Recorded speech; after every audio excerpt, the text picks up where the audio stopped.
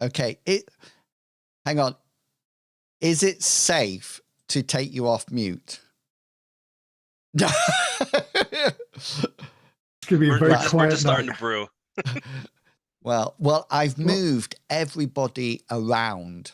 So Just I don't. sorry. Yeah, go for it. So just saying, I won't be here next week because I'll be in Scotland still in my new camper van. Yeah, living the pikey dream. I've got my dogs and I want some tyres to burn, and I'll be settled for life. Right. I'm going to be Brad Pitt for a week. Brad for a whole week. From Lockstock. Dogs. I can't tell if you're telling a funny story as a bit or if this is your actual plan. No, I am. I'm from tomorrow onwards. I'm in a camper van driving up to Inverness and do the NC 500, which is a loop around the north coast of Scotland. A camper van. You're going to be like a trendy YouTuber. I was thinking of taking my router and see if I could hook it, because my router comes with a SIM card in case my internet goes down. Yeah. So I think if that works, I can take that. And I get my new broadband on Tuesday, so yeah. Nice. Why not? I am just moving. Just talk among yourselves, because I am moving. I got a lollipop.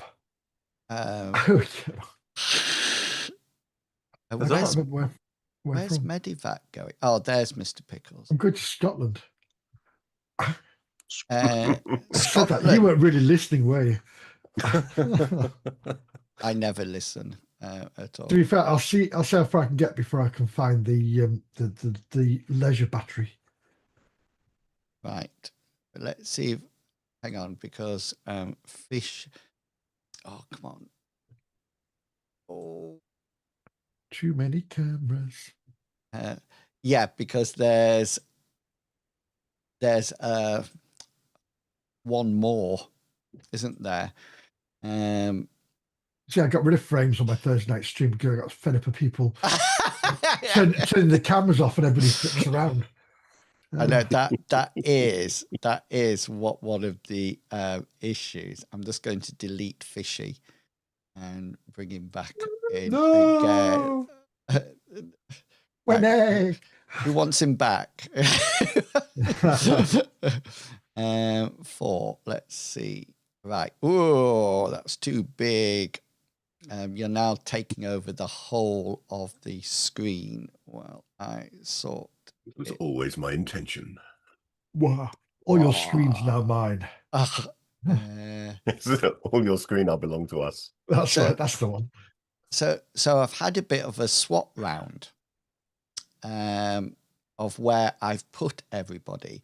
So now, I don't know, do you remember where you were, Mr. Pickles? You were always up at the top. Yep, top dog. You're not anymore. No. Yep, the bottom dog. Demotion's a bitch. I'm now up there. That's where, and you're all sort of like down there. And that's how it's like going when to the CEO stay. makes themselves president too. Yeah. And chairman. It's a new pyramid scheme, isn't it? Yeah. You are all down there now. Right. I've just got this one to do. And then But if you join at the $10 entry level, you can earn 1 cent from every member you recruit. Somebody was saying that your beloved president wasn't looking very well. Why? Is he going off? Is he got a green mold on him from that orange? Yeah. Wait. I've just changed my tint of orange to a little more tangerine, that's all. To be fair, he's got a mental disease anyway, because the amount of times he says something and then goes, no, I didn't say that. No. I've said everything perfectly except the times when I decided not to say the things I said. That's right. You said beloved president, and I got worried for Mr. Obama. Oh.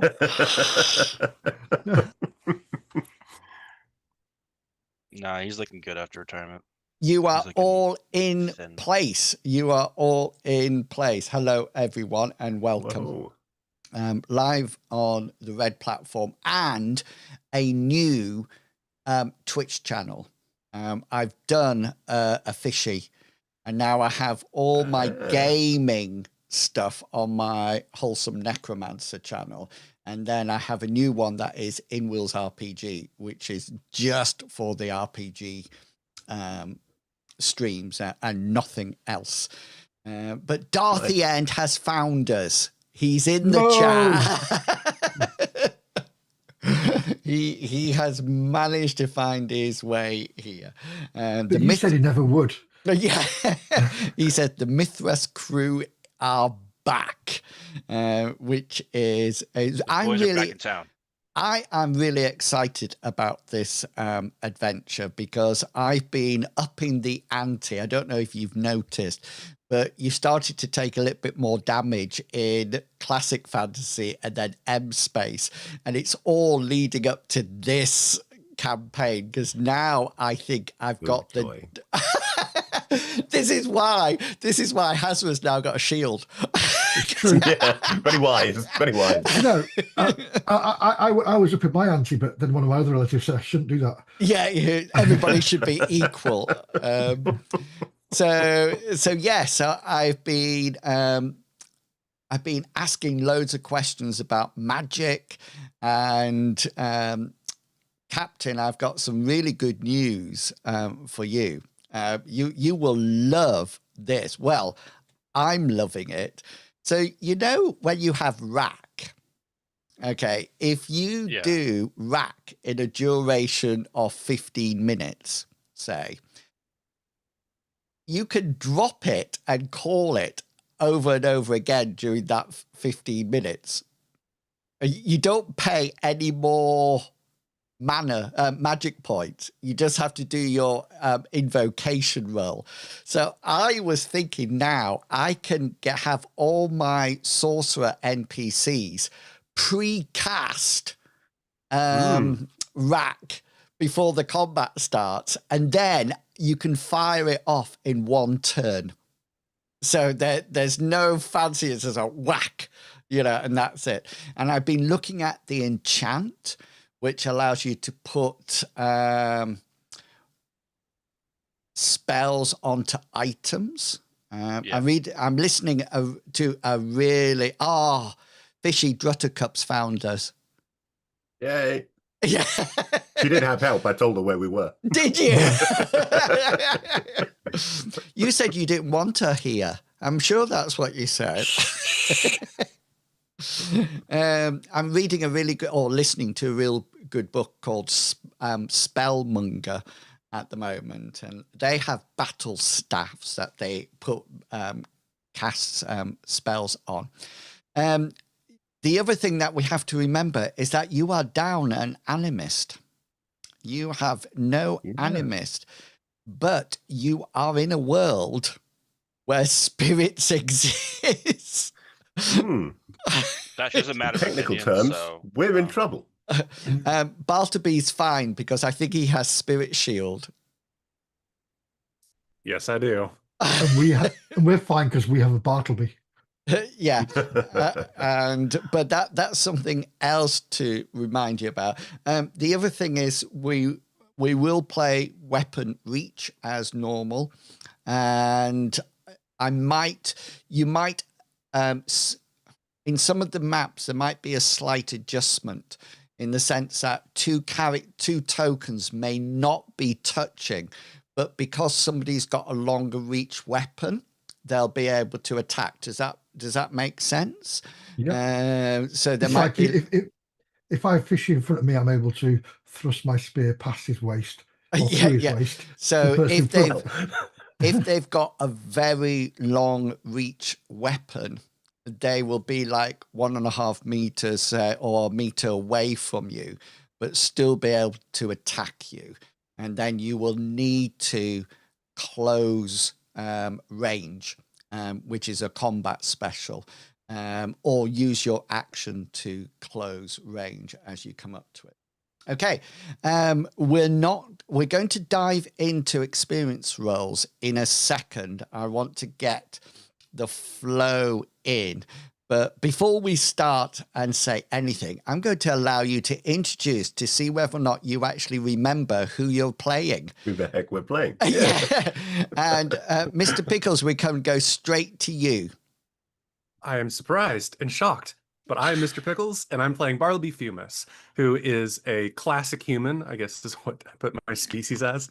We're all humans, but he is a theist of Amriel, so he has access to magic coming from his moon goddess that allows him to heal, protect, and otherwise boost people. He used to be a bard, but then he got his hands mangled by some nice thugs who were a little too insulted by him. And being saved by the Church of Amriel, he dedicated himself in that direction. He currently uses a staff defensively with a crescent moon-like hook at the end to represent his goddess and also to aid in parrying enemies away from him. He's got lots of prayers, lots of miracles he can perform, and he's overall just trying to make the world a better place. And with that, I'm going to throw the microphone aggressively to Fishy. Okay. Well, I am playing Rendell Merrick, most commonly known simply as Merrick.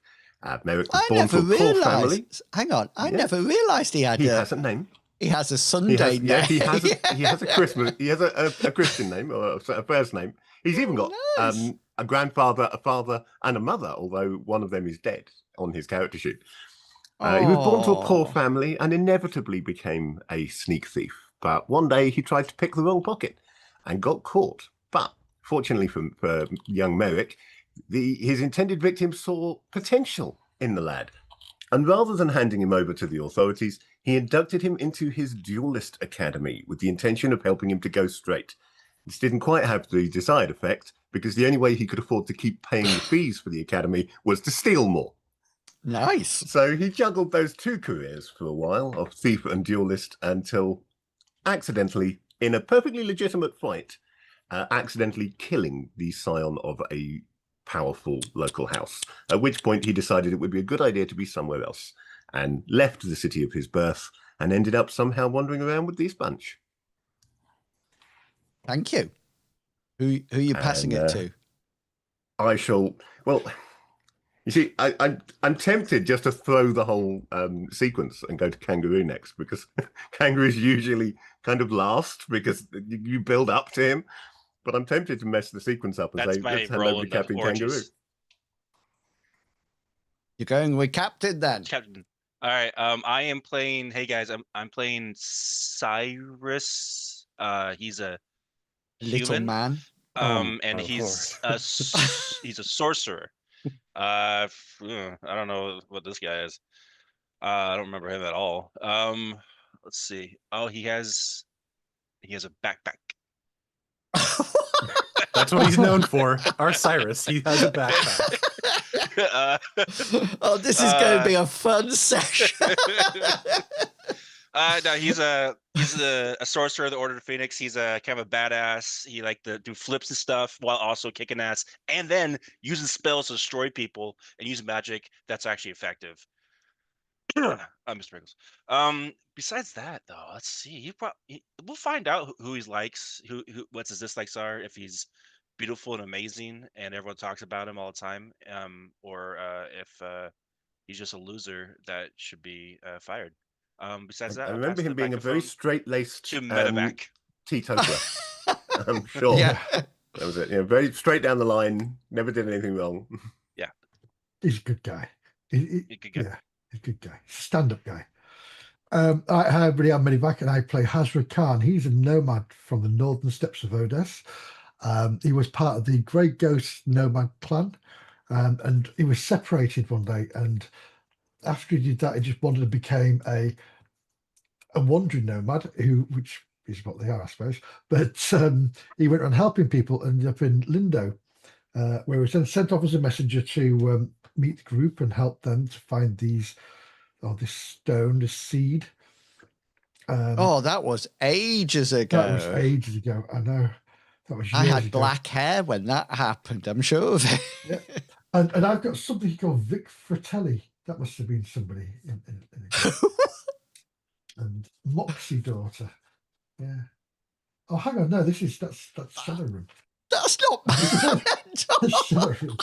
It's gone from House's character sheet to Shadowrun. Yeah.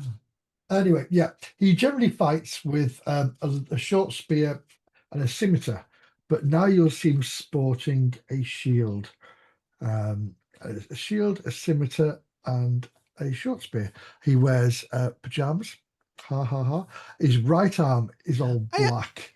I thought he actually has some armor. I'm sure he got Because some. it's padded armor, isn't it? But it looks like Jim Jams. It's a onesie. Oh, right. I thought you bought some heavier stuff in the last. Oh, did I get scale? Yeah. You must have big. You've got padded linen. Yeah. Padded linen. But I've 4 got points. one of them's a scale on it. Scaled. Oh. Padded linen scaled. Weird. But it's all 4 points, yeah. Yeah. The X's on there are my passive blocking locations, just so you know. I can't see any X's. I can just see a whole load of ones. It's under notes, sorry. Oh, yeah. Well, on your hit location. Yeah. Can you see the little shield? So rather than putting 1 in there, you put an X where your passive blocks are. Oh, I didn't see that. All right, cool. Yeah. Awesome. I'll do that in a second. Anyway, yes, he's also been learning to commune with his jaguar totem spirit, which has a little jaguar tooth on a necklace, which has been behaving strangely.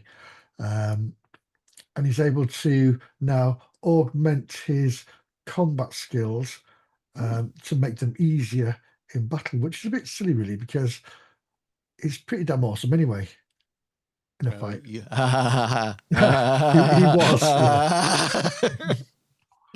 Yeah. And with that, I shall pass on to In Worlds. Thank you. The only chat, the only character people have talked about in the chat is Bartleby. They've said it should be Sir Bartleby. And then somebody said, may Amriel shine upon the party this adventure. If not, find a new goddess, Bartleby.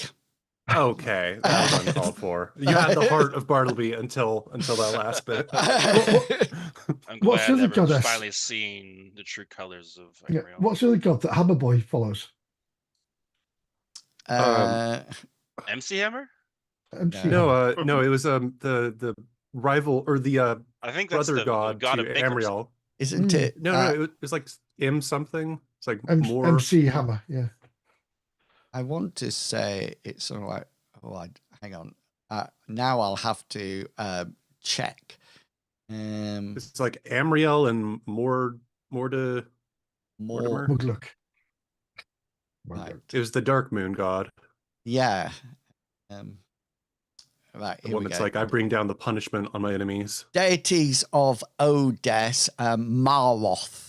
Hides in the close. darkness of the night sky, frowning on the existence of humans and wondering when they will cease their evil ways. I like Yes, the sound of him. yeah. He provides his Theus with the power of combat, willing to protect his sister Amriel. Worshipping on a full moon fills the devotion pool.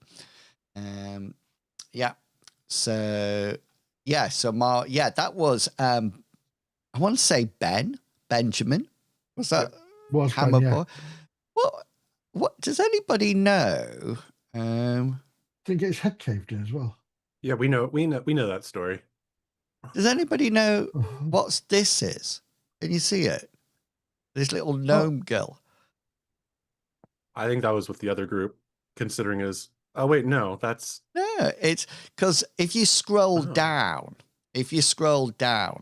you can see all the tokens that were part of the party or were characters that have now gone. And on the right, So in memorial, whatever it is, in remembrance. yeah, because you can see Ulrich, and then you can see Ben, and you Ben. can see is her name Ida? No. That's my Ica. character. Yeah, Ica. Because wasn't that the first character you played, Mr. For me, Pickles? yeah. But that was my intro to theism. Yeah. But And there's no Hengist. No, he's on the left-hand side, because the left-hand side is all the characters. So he's there, look. There's our pile of dead friends. Yeah. So there's Gulliver, and then that was Sprocketeer's character, and the next one, the barbarian, was Raph's, and so was the bare-chested person. The next one in is Biggs, who was Big Beasties. Hengist. Rohan was Max's character, wasn't it? That's Yep. right. Yeah. Yeah, and then Daggers and Terrick. chain. Terrick at the end, who was your Theus, but now is not. And I'm quite pleased, because I always used to get Merrick and Terrick mixed up. Yes. And so did Captain. So he was always... I'll put my hand up to that one too. I had to write them down. Every session I had to write them down. Okay, then. Let me move you to... I need this. to get the pickles, and then I'll be the longest character. Whoa! Right. Okay, then. Impressive. So, if you Pizza Town. If you remember, you have come from Lindo, you traveled to Windvine, you were setting up base there, and then something happened. You went out. A whole load of spirits have come to life in Odess. You traveled through some underground caverns and then came out in a mountainous region. And then you moved, you went through, met some people called Guardians. You have battles. You met strange monsters that could freeze or fire at you. And if you remember, you met somebody called Annalise. I don't know if you remembered that. And you ran... you were running to Argent Reach, which is the new sort of like place. So you do have a map of this in your PDFs. It's a black and white map. Can you still see that? You go into your journals. Yes. Yeah. Yeah. Okay. And then I created this one for you because somebody was not impressed with my black and white map. I don't Captain remember. Kangaroo. It was Captain. It was Captain. He laughed at it. He laughed at it. So I've just sort of like put this one on that will go backwards and forwards too. But But we, Civilization 2 that we're looking at right now? so yeah, exactly. You just watch it. Did we Small have something man. called? Did we have something called the Red Maddening in one of our games? Oh, we yes. did. That's Yeah. right. I found the right book. You found the Okay. So we're going to start as Annalise brings you into Argent Reach. Okay. So imagine that you're walking along with her and she's talking about the city as you arrive. Then once you have arrived, then we'll do experience rolls and we'll talk about weapons, etc. And I'm tempted, if you want to buy your combat straight away, you can do. That's not an issue. Okay, then. So let me... I've written a narrative to help you visualize it. So I'm not in... Annalise is talking to you, but I've wrote it as like a bit like a story. And she says, slow a moment, Annalise says, lifting a hand as the road bends and the great walls of Argent Reach finally come into view. First time seeing it, isn't it? Most people don't forget the sight. A whole city wrapped around a lake, tucked inside the bones of a dead volcano. Took generations to build these walls and districts. The folk here like things solid, stone, law, and tradition. She gestures to the looming gates ahead.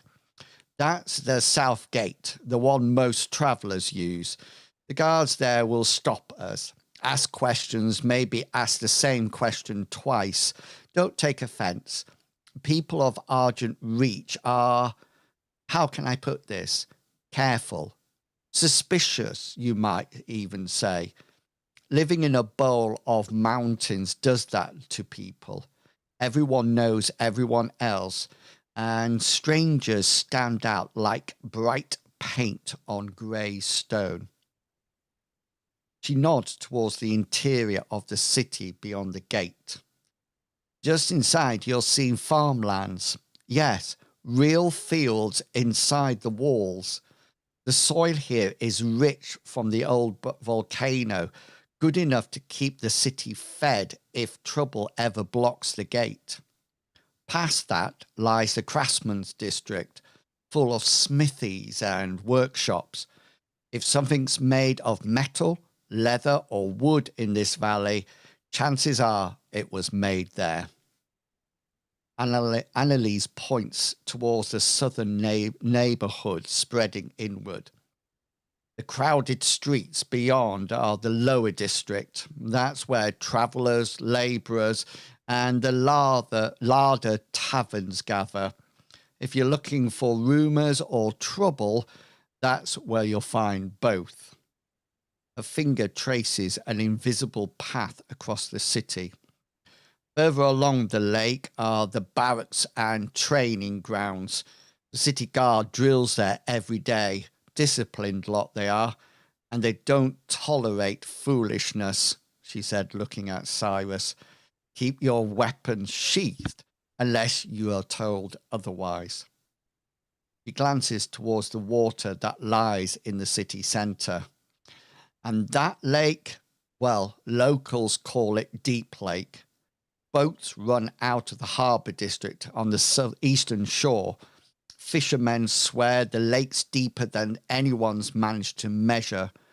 Might just be stories, though you'll notice that nobody laughs when they tell them.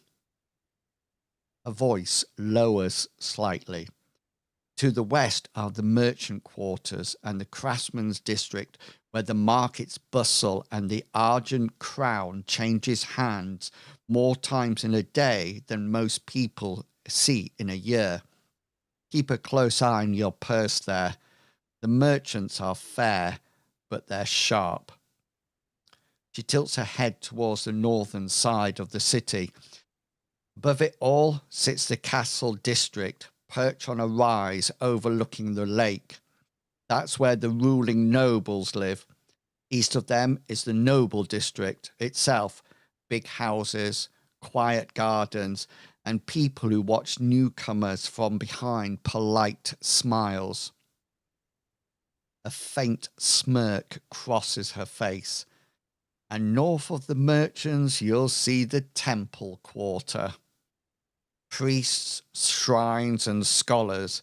If you need healing or answers from the spirit gods, then that's your place. She takes a final look at the looming walls. So when we pass through the gates, remember this. The people of Argent Reach are noble folk by their own measure, proud, orderly, and loyal to their cities. Her eyes move briefly across the party, but they trust slowly, very slowly. She turns towards the gate again. So mind your manners and spend your Argent crowns honestly, and don't give them a reason to look at you twice. Annalise smiles faintly. Now then, welcome to Argent Reach. Is there Merrick any... looks around at his ragtag companions. The words, don't give them a reason to look at you twice, drifting through his head, and just shakes his head. Anything that you would like to ask Annalise or comment on? Yes. This temple quarter, do they have a church praising my goddess, Amriel? She looks puzzled. And she says, there are only the spirit gods in this place. The spirits of the great hunt. Surely you must know of them. I'm assuming all these religions still have massive temples made of like marble and very expensive drapes because they can't afford to, of course, help the needy that donate to them, right? Verify. Well, to answer Annalise and not my rude companion, um, that is interesting to hear that this is a spirit worshipping area. Is there a spirit of the moon, the sky, of healing? She looks puzzled for a while, and she says, there is the spirit of sky, storms, and weather. That doesn't sound quite like...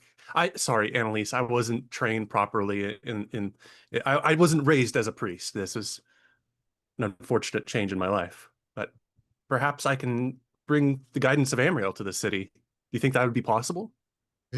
She looks almost shocked and said, we do not worship false gods here. True. I think I like this place. Is there, for Cyrus, is there a spirit of gin? There's definitely a lot of spirits I can put in a cup, maybe. A spirit of rum. Yeah. There's the spirit of distilling. There is a spirit of healing and medicine. Oh, that sounds more like Usefulness. Amriel. Cyrus is on something else today. I apologize. Annalise, my lady, are we going to be all right carrying our weapons out in the open around the city, or do we need to be wary with them? I've just put a link, Mr. Pickles, to Spirit of Healing and Medicine in the chat. She says, as long as you do not threaten or use them untoward, we are a peaceful city. We have lived here centuries. Your spear is fine. Maybe use it as if you were old and maybe frail.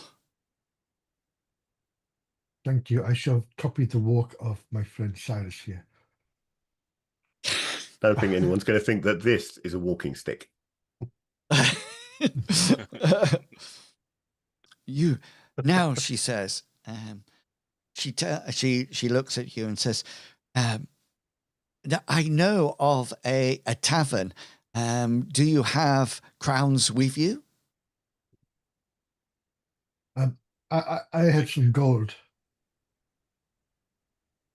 It is gold from our land. You can use gold ingots maybe in the craftsman's district, or the merchants might want it. Do you have no crowns? Argent crowns? No. We were not given any argent crowns. And our currency is technically silver. Yeah, we're not from here, so we don't have any of the local money. Well, I've got one Is there a silver money and 50 changer gold. that might... We do not deal in silver. Peddling silver. She reaches in her belt pouch and brings out what looks like 10 silver pieces, but she counts 5 of them out and returns them to her pouch and hands them out to you on an open hand. She sort of like says, take this. This will be, you will need it to pay for your room and possibly your board. You instantly see that these look like silver pieces, but they almost like have the the donut shape of Argent Reach stamped onto it with a little stylized wave in the middle. And you notice that each of them, as you turn them over, it appears that they are silver pieces, but they have a stamp, a minted stamp on it that converts them to argent crowns. Annalise says, "This is the only currency that we use here." Well, taking one of our silver pieces out of my pocket, can I just see if they weigh the same? Yeah, they look and weigh almost like identical. The only thing that seems to be different is this minted stamp that has been stamped into it. It's actually indented. It's not raised or anything, and it's only on one side. It's not even the thickness of the coin is not more or anything like that. She sort of like hands 5 out to you and sort of like says, you use this, and then when you have more money, let me know. You may pay me back. Thank you. We will seek you out when we have the funds. Cyrus takes his 1 coin and just takes off towards the lower district. Well, she's actually taking you to the lower district. She is, as you walk. So the first thing that happens is that as you go to the main gate, Annalise takes the lead. And if you remember, she's a guardian. And these are the guardians that have been trained, and they live up in the mountains protecting the world. But they sort of like fell out of fashion, but she still wears her engraved armor. And the guards, as you approach, let's who has the highest insight roll? I've got a 40. Very good question. Any advances on 40? I've got 29. 67? Oh, any advances on 67? 33. 67 it is. Merrick, roll your insight. Hazard takes people at face value, and that's it. You notice that you notice as you approach that, and you're not too. It's just a bare glimpse. You're not too sure, but you think the town guard, as you approach, might have almost like having a smirk or a giggle almost at the sight of Annalise as she walks towards, and she comes up and she talks to the guards, and it seems that she's saying that she has brought friends with her. And the guards, as she's talking and she's vouching for you, you notice that the guards are sort of like looking round her and looking at you.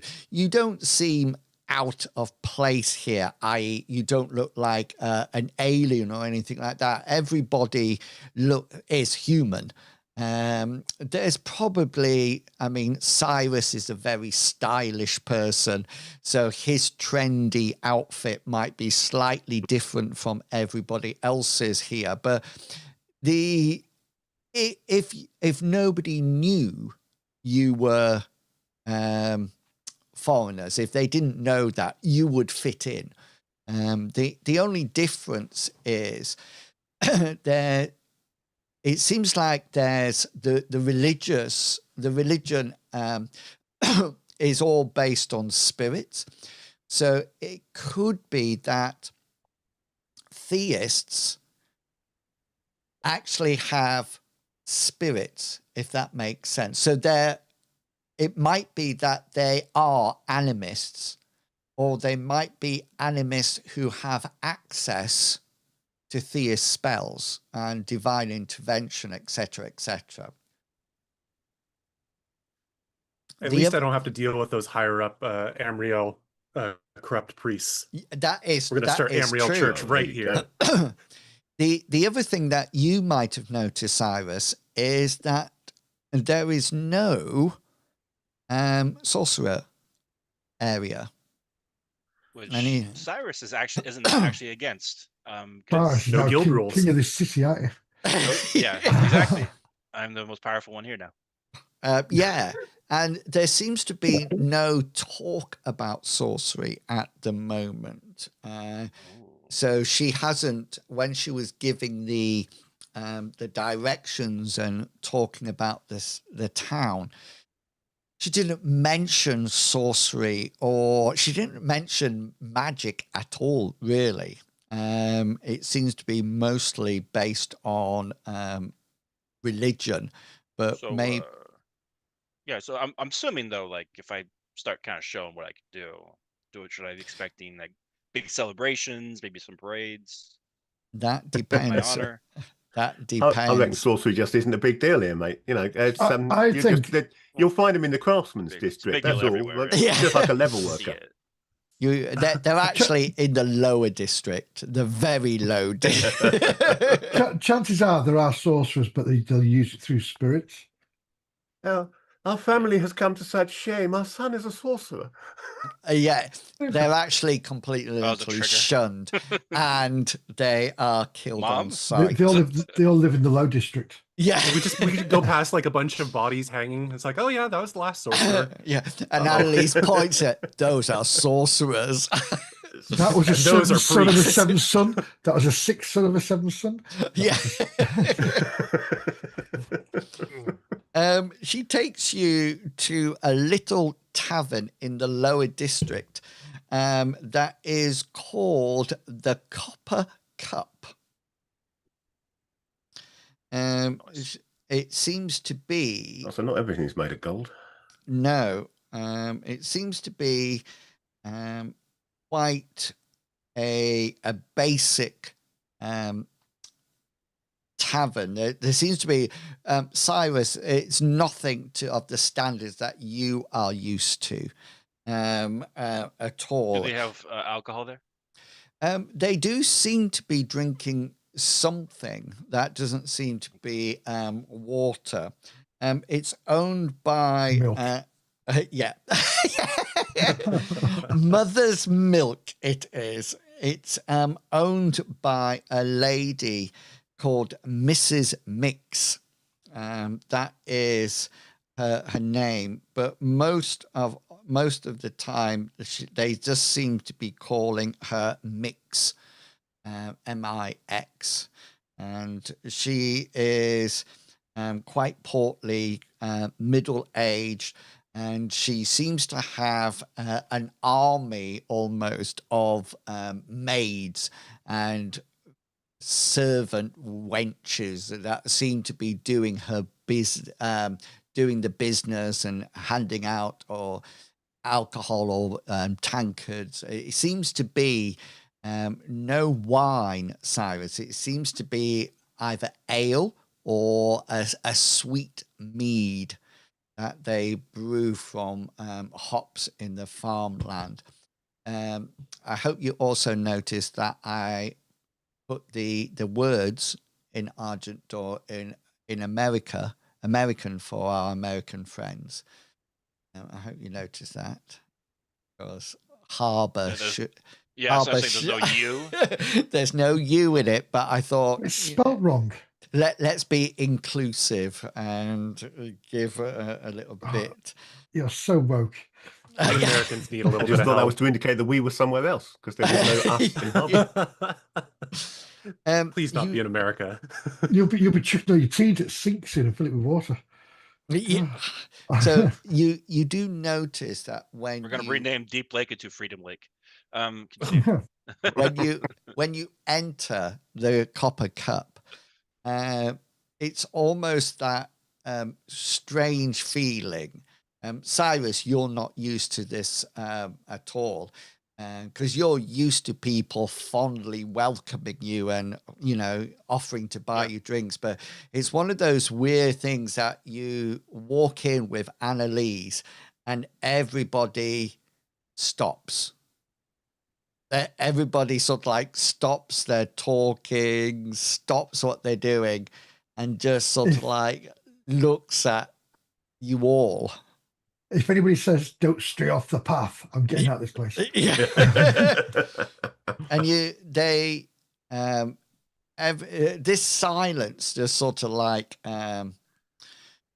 falls on the copper cup, and then Mick sort of like bustles her way over and almost like says, come in, mead or ale. And what would you like?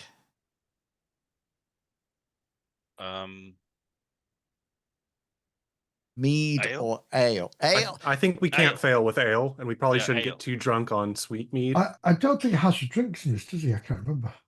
I know I do, but just I think you got really upset one night when you were drunk at the tavern and they poisoned Brutus. And I think that's the point where you were like, no more alcohol. Oh, for me. yes, Oh, that's it. gosh. I poisoned Brutus. I think That's that was the right. case. Just 1 second. Hang on, just 1 second. Computer, turn hallway light off. Do it yourself. It's off. Yeah, it's off.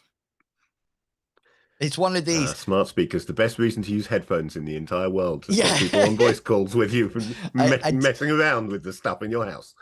The interesting thing is, like, when I'm watching Star Trek in my front room, so I have a big Amazon. I don't know what they're called, but it has a It's a screen. show one. Yeah. Yeah, it has a screen and everything. But every time on Star Trek they say computer, it sort of like lights up waiting, because I don't call it Alexa, I call it computer. So it just, I call mine Alexa, but I've got a friend online called Alexia, and it gets very confused when I talk to her. So, yeah, and she sort of like encourages you to a rather dingy corner of the copper cup, and sort of like herds you in, and she clicks her fingers, and tankards of ale comes around. He's got quite a big froth on top, and the barmaid sort of like lifts them off puts them straight down on the table. She's one of these that is holding about 8 tankards in each arm, and just sort of like slops it down, and it goes over the table, and Mick sort of like turns to the tavern and says, "What are you all looking at?" And everybody goes and starts to get back to it. Before we accept delivery of these, madam, I have to ask, what is it going to cost us? Oh, does 1 argent crown? For all of them? Yeah. And Yeah. What would happen? What would we pay if we only wanted 1 then? an argent crown. And the Right, so argent you crown, the argent crown includes food today as well. Yes. Right. So you're not care about the big food, give on me the small drink, give me the purchases drink, in this give me city, drink. then, are we? Oh, she says, everybody knows each other around here. We give and take. But you're not from Right. round here, aren't you? You have No, a well strange spotted, we're not. you have a strange accent. Yeah, well, I'm from a different place to them, and they're from a different place to you, and we're all from different places, basically. We're travellers. Is he your son then? The little one? No, he's actually older than me. Oh. She leans closer to you, Merrick, and gets very close. She's quite sweet smelling, and she has a low cut blouse on, and she gets real close, and she sort of like says, "We don't mind old people here, don't you worry. We're fine here." She says, we got some stew as if you want it. Oh, I would certainly like some. I don't know about my companions. Food, fellas? I think it's Just a very drink, good just time to eat. Eat while we Come on, can. come on. Gimme, Hot gimme, food gimme. would be amazing. We've been in the hills for months. If it's part of the price, we'll have the food.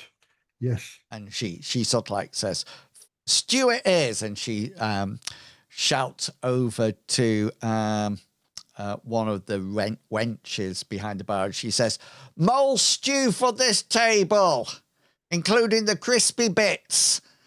And they're sort of like some hurrying, and it comes in little wooden bowls that seems to be mostly liquid, has a few vegetables in there. You figure it might be turnip or carrot, and then it just seems to be like a hunk of meat just bobbing around on it. And she sort of like puts it down and says, you don't need any seasoning for my mole stew.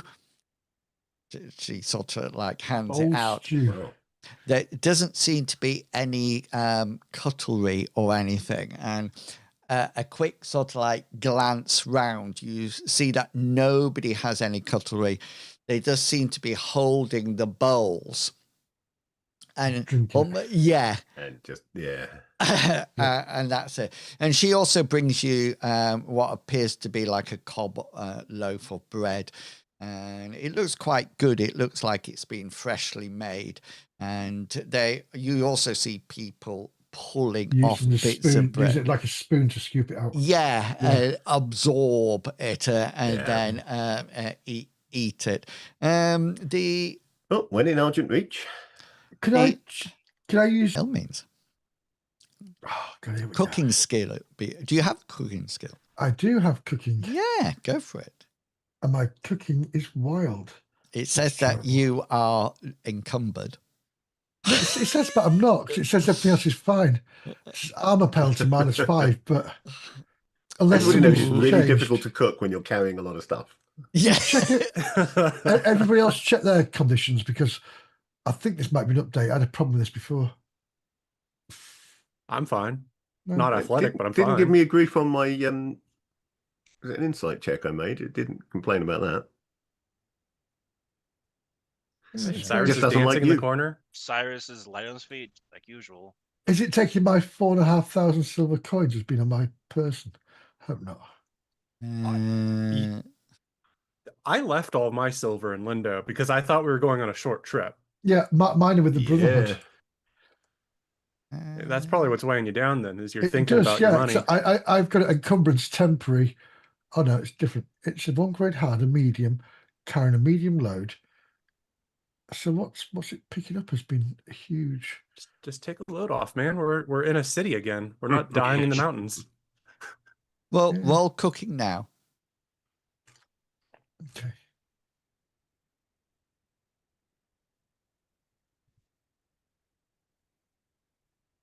Still pants. Is that coming from? Is it the armor, maybe? Because I know we picked up a bunch of armor at the Guardian's place. That's all encumbrance 3 is my armor, so that could be it. Because it's like per unit is increased armor. Yeah, So, like- if you wear it, it's not as much. Well, hang on a minute. Let's just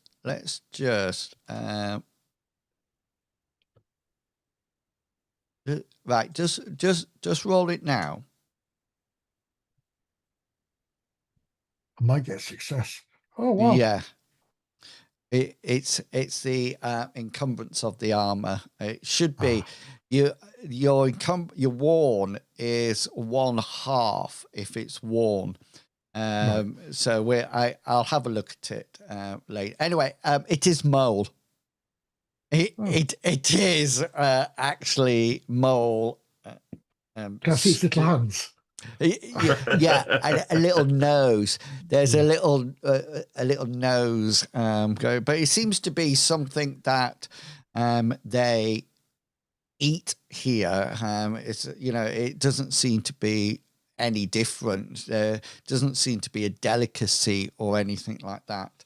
Yeah. So, but yeah, go for it. Just something they can get access to and bung in a stew, isn't it? Yeah. And that's it. Clearly, they've not read Duncton Wood, or they would be worried about mystic ninja moles coming after them. Yeah. So at this point, while you're sat enjoying your meal, it's a good time to actually sort out your experience rolls. So you actually have 12 experience rolls. Now, I am more than happy for you to take combat traits at this point. If you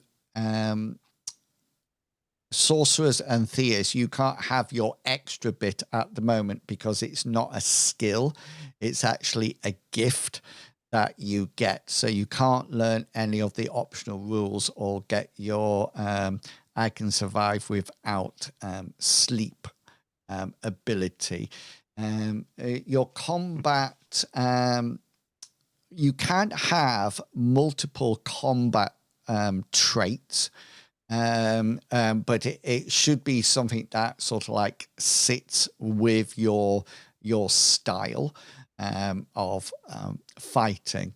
As for adding new weapons, and people can argue if they wish, and then I'll just go with what I No, think. they can't. My feeling about it is that we don't play MYTHRAS that often in the big scheme of things. So in the past, when Hengist started to use a longsword, we were playing a lot more than what we're playing now. So if you want to have a new weapon, attached to your combat skill, me personally, I'm not going to stop it, because if not, it would start off at something like 26, and at the end of the adventure be something like 30 or something like that, and it'll never increase. So if you wish to alter something that make you stay alive more, then that's absolutely fine. Does anybody have any disagreement with that? Silence. That's what I like. That's what I like. Now, the other thing is to learn a new skill. I think I'm right in saying it's 3 experience rolls. It sounds right. Yeah, 3 experience rolls. So your traits will cost 3 experience rolls. New spells, remember, cost 5, and that's why it's always super hard on pool casters in that sense of the word. So you may save any of your experience rolls that you want to. It's completely up to you.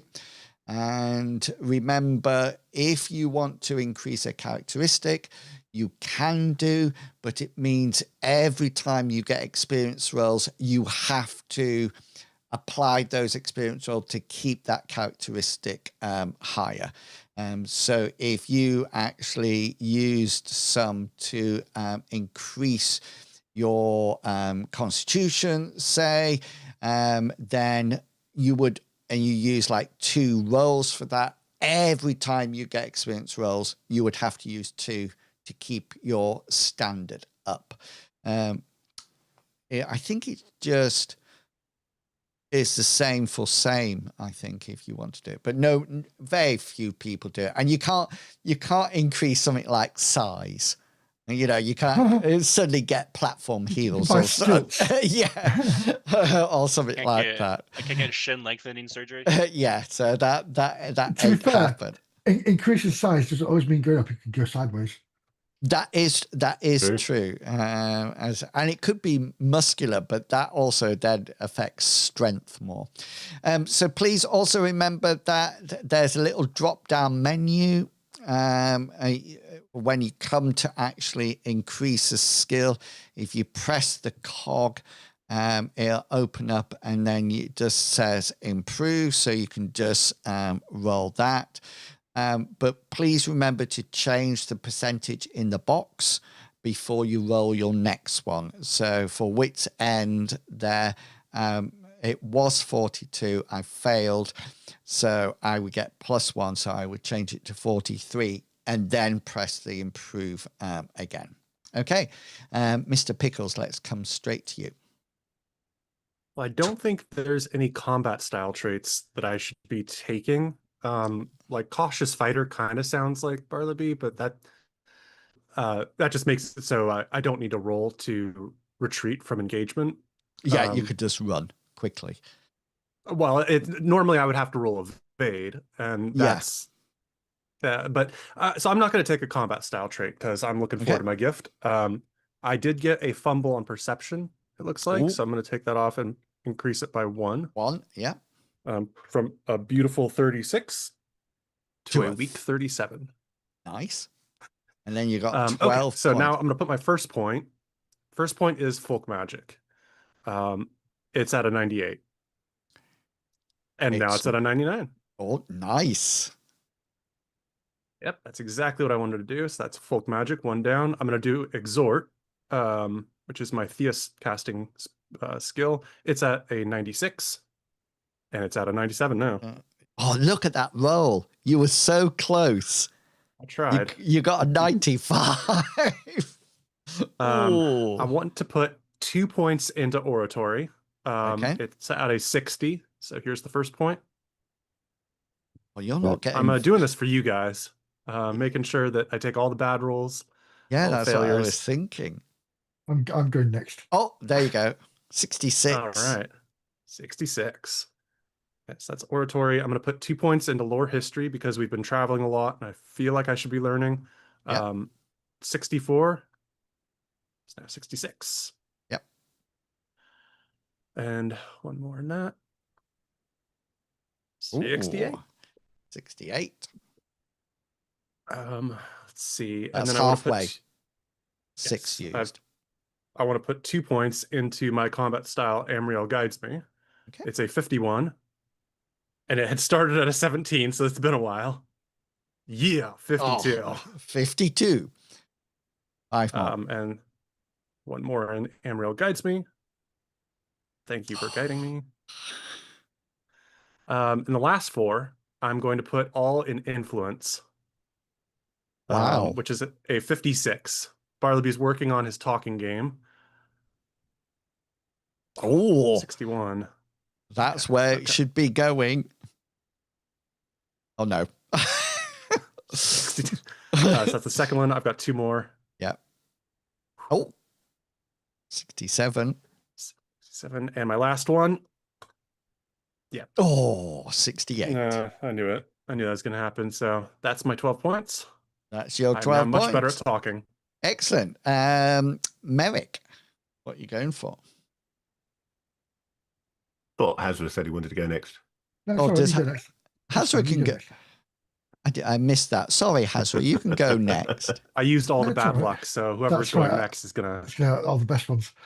Right. So I've already put. I've got 2 new skills. Well, I've got a skill. So it's literacy, which I'm getting Bartleby to teach me how to read and write. Oh yeah.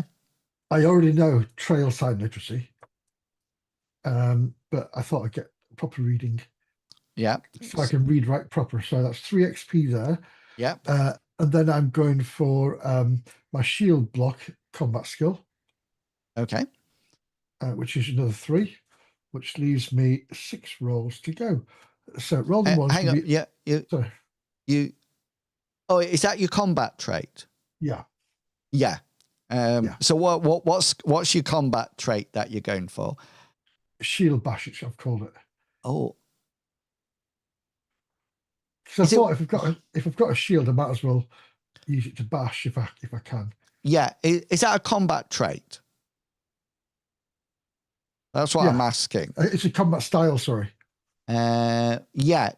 So you would just use your shield. You can just add the shield and just use your combat style as normal. That's what we're. That's what we're. Because otherwise, it's just going to take ages to get Level that it up. up. Yeah. So you won't need that. But do you want a combat style? A combat trait? Sorry.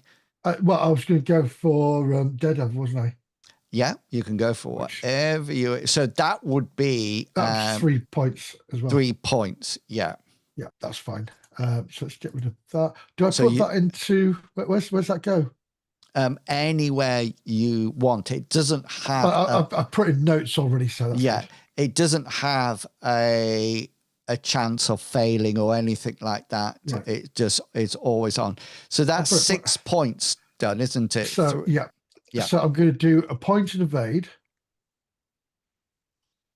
So click the cog and improve. So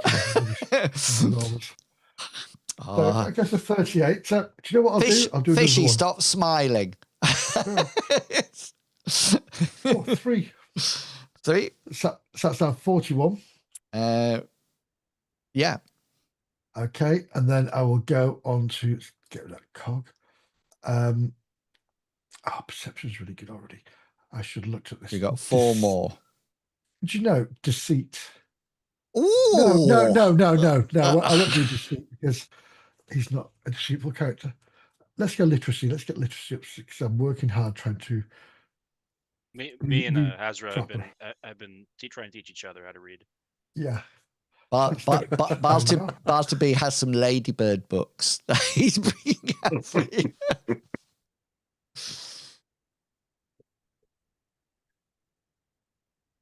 So that's now 32. That's good. And then I shall put some into my.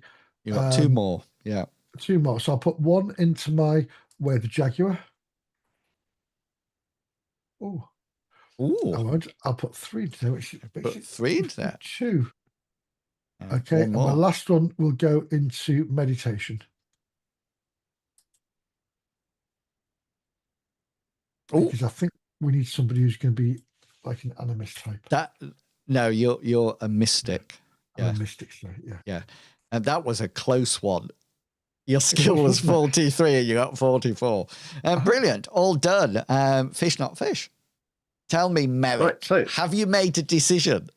Yes, I've decided I'm also going to go Daredevil for my combat trait. So lots of just sidestepping things from now onwards rather than falling over. Yeah, sounds good. Dressing in red suits. To back that up, I want to try and improve my evade. Yeah. So let's have a go at improving that. Oh, yes, that's a nice start. Yeah, 66 already. Let's give it 1 more. Oh, yes. Oh, yes. Amazing. That's brilliant. That is a fantastic start. We like that. Right, that's 7 left. Evade. Yeah. Yep, that's what I make it. So I also want to improve my folk magic because I'm crap at it and I want my spells to occasionally come off. You want blade sharp to I want blade sharp to actually work. Oh, yeah, +4 on that one as well. Yeah. That now gives me at least an evens chance of that working. Might be able to I might come back to that, but let's think what else I need. I do want to get a little bit better with my duelist combat style. I'm pretty good at that already, but let's just keep pushing it. Not surprised that only went up by 1. 106. Yeah, that's all right. So, yeah, I'm already over 100. So your chance of fumbling is reduced. And plus, whenever you fight, we both have -5 to our rolls, which doesn't affect you. So yours is still 100%, but mine would drop by 5. It reduces the opponent, which is very handy. I think having ascertained that I'm apparently our resident expert, I'm going to have to go at improving my insight a little bit as well. Oh, nice. And Oh, there's another not 2 points bad. on that. That's Yeah. nice. 69. Dude. Is that 8? You got 4 more? Yes. Actually, I've got 4. Yeah, 4 more.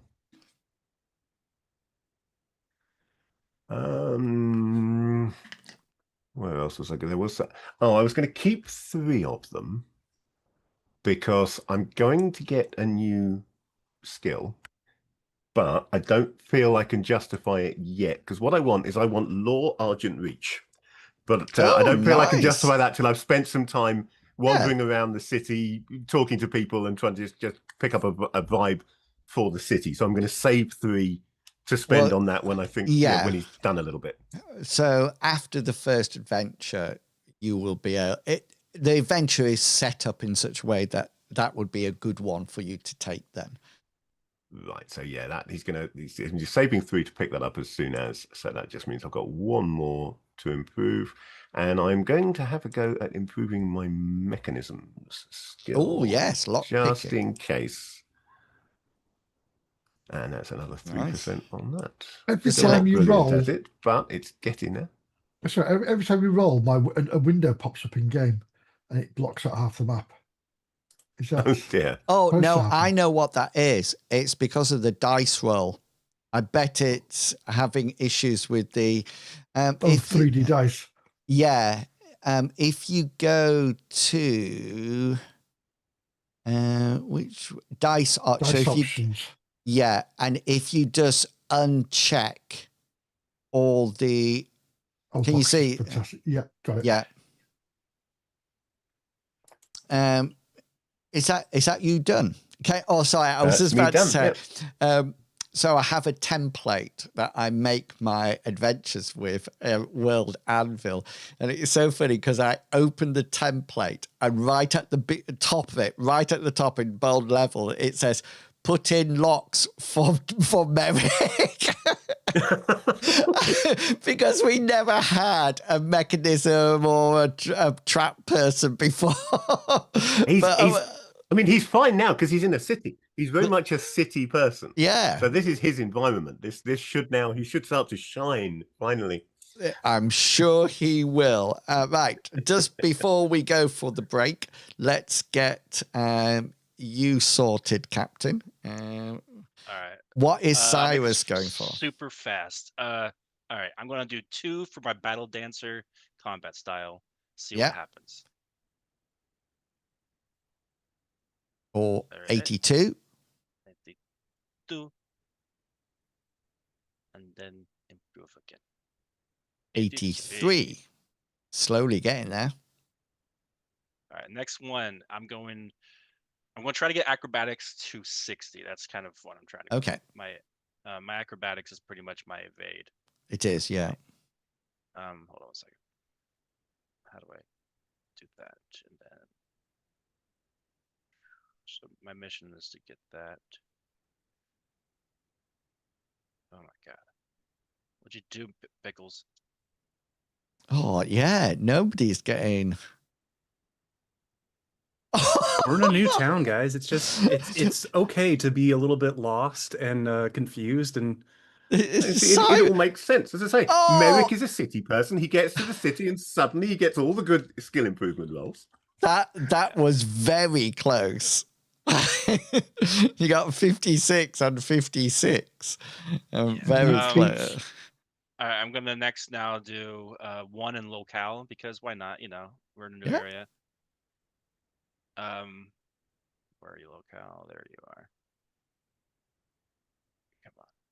There we go. There you go. 47. All right, 1 in perception because I recently got LASIK. I should be able to see things now. Oh, 57. goes up by 2. 2, 3. Next is I'm gonna put 2 in folk magic, maybe. Okay. See if I can get something there. Okay, 78. That's good. Get me above that 80 mark. Make me all pretty.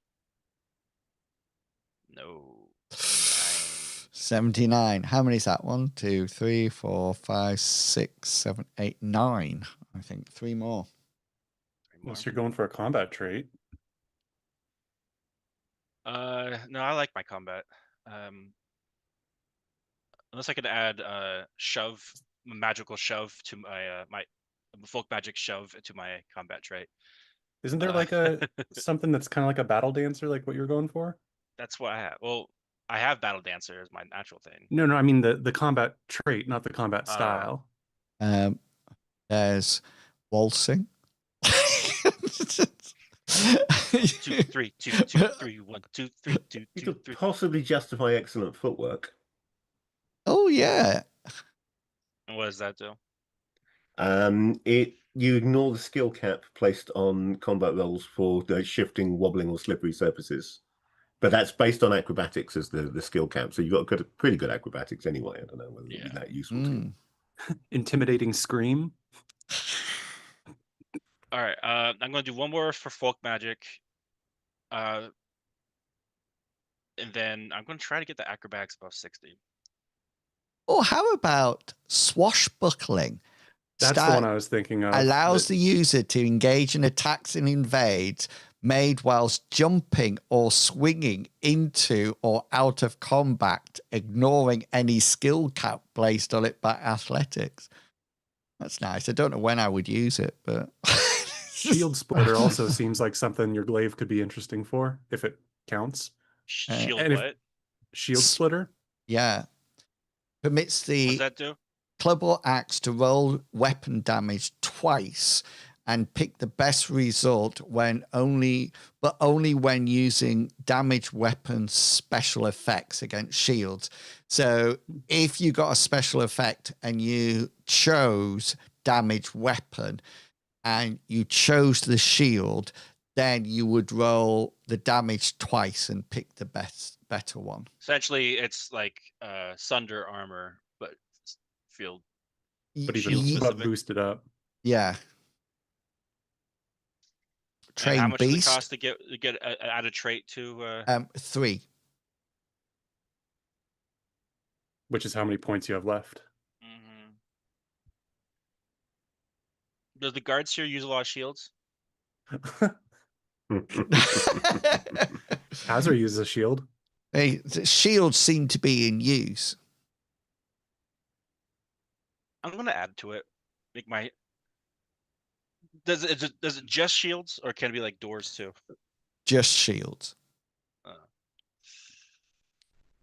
Do you plan on being attacked by a lot of doors? Yeah. Might be attacking a lot of doors if they're in the way to the bathroom. You want it, or are you going to go with folk magic? Because you did say earlier on that you might come back to folk. Was it folk magic that you? No, battle dance. Acrobatics. Acrobatics. I'm gonna do 2 to acrobatics and 1 to Order of the Phoenix. Get the acrobatics up. Okay. I feel like I'm gonna need that. Yeah. There we go. Oh 61. yeah. I'm gonna try one more time for acrobatics. See what I can do here. 62. All right. 62. That's all right. And then one more to. That's an interesting actual thought. You know, magic. he can't. How does he improve his magic if there's nobody to learn from? Because some of it is just personal. You Well, tend to. I also did happen to. Remember, I had a book and I secretly translated it. Or didn't translate. I secretly transcribed it. With lots of pictures. Yeah. I remember you involved Bartleby for that book, but I don't remember if it was like forging a library card so you could check it out, or if you, I don't know. Right. Just another brief thing just before we go for a break. Just to let you know, from now on, all combat, your opponents will have special effects. They will be able to gain special effects and use them. I think you're now at such a combat level that we can start using them. So anybody will have them from this point onwards. So in the past, you might That's have... not fair. You might have not. You might have decided not to parry because, you know, your armor was strong enough and to take the blow. But if you decide not to do anything and just take the blow, then please remember that they will get a special. They're going to get a special. Well. Yeah. Okay, then let's have our 15-minute break. So it's 25 to, so we'll be back at 10 to, and we'll see what's going to be happening in Argent Reach.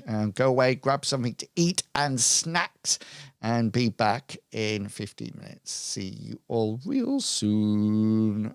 Where's my AFK? He could actually, that is true. He could change. Penguin, but... And a kingfisher or a gannet. A gannet's really good at diving. Okay, so all experience rolls are done, and you are sat in the copper cup. You notice the clientele are really looking at you suspiciously, and appear to be almost like giving you... They're not trying to hide it. Okay, so every now and again you get that feeling that you've been watched, and you look around and there's a table of like 5 people looking at you and whispering things or looking concerned. And this stems from this feeling that, as Annalise told you, that everybody in Argent Reach knows each other. And they're very, very, they don't like strangers. They're very suspicious. They're very anti-stranger. And it's interesting that they're making no bones about it. You know, they're literally staring at you, and they don't hide that at all. Yeah, so go for it. Whenever he sees somebody staring at our table, Merrick will just smile and raise his mug to them. Nice. I was trying to think. What do you have a streetwise or a courtesy? Somebody has courtesy in this game. I'm sure of it. Well, yeah, I have. I have a 57% courtesy. Yeah, I can be courteous too. Well, roll it. Not today, you're Tony, not. I can't be courteous to them. You actually discovered that raising your glass actually means something completely... It's something completely different. Yeah. Completely and utterly different. Anybody else want to talk to each other or do anything while we're in the tavern? I want to offer some ale to the people who keep staring at me. You can call over one of the barmaids, and they seem to I use that as my courtesy roll right there. Yeah. Oh, have you got courtesy as well? Yes. Yeah, and the tankards go on the table, and they look not the tankards, the people at the table look very suspicious, and you notice one of them takes a little finger and sort of like dips it in the ale and smells it, and then sort of like looks a bit puzzled, and then just sort of goes and takes the smallest amount.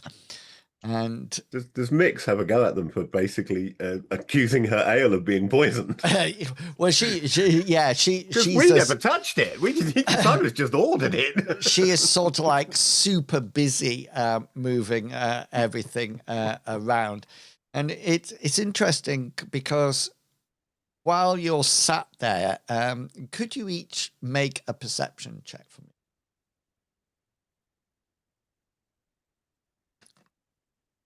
Cyrus is focused on one thing and one thing only, and that's the bottom of his cup.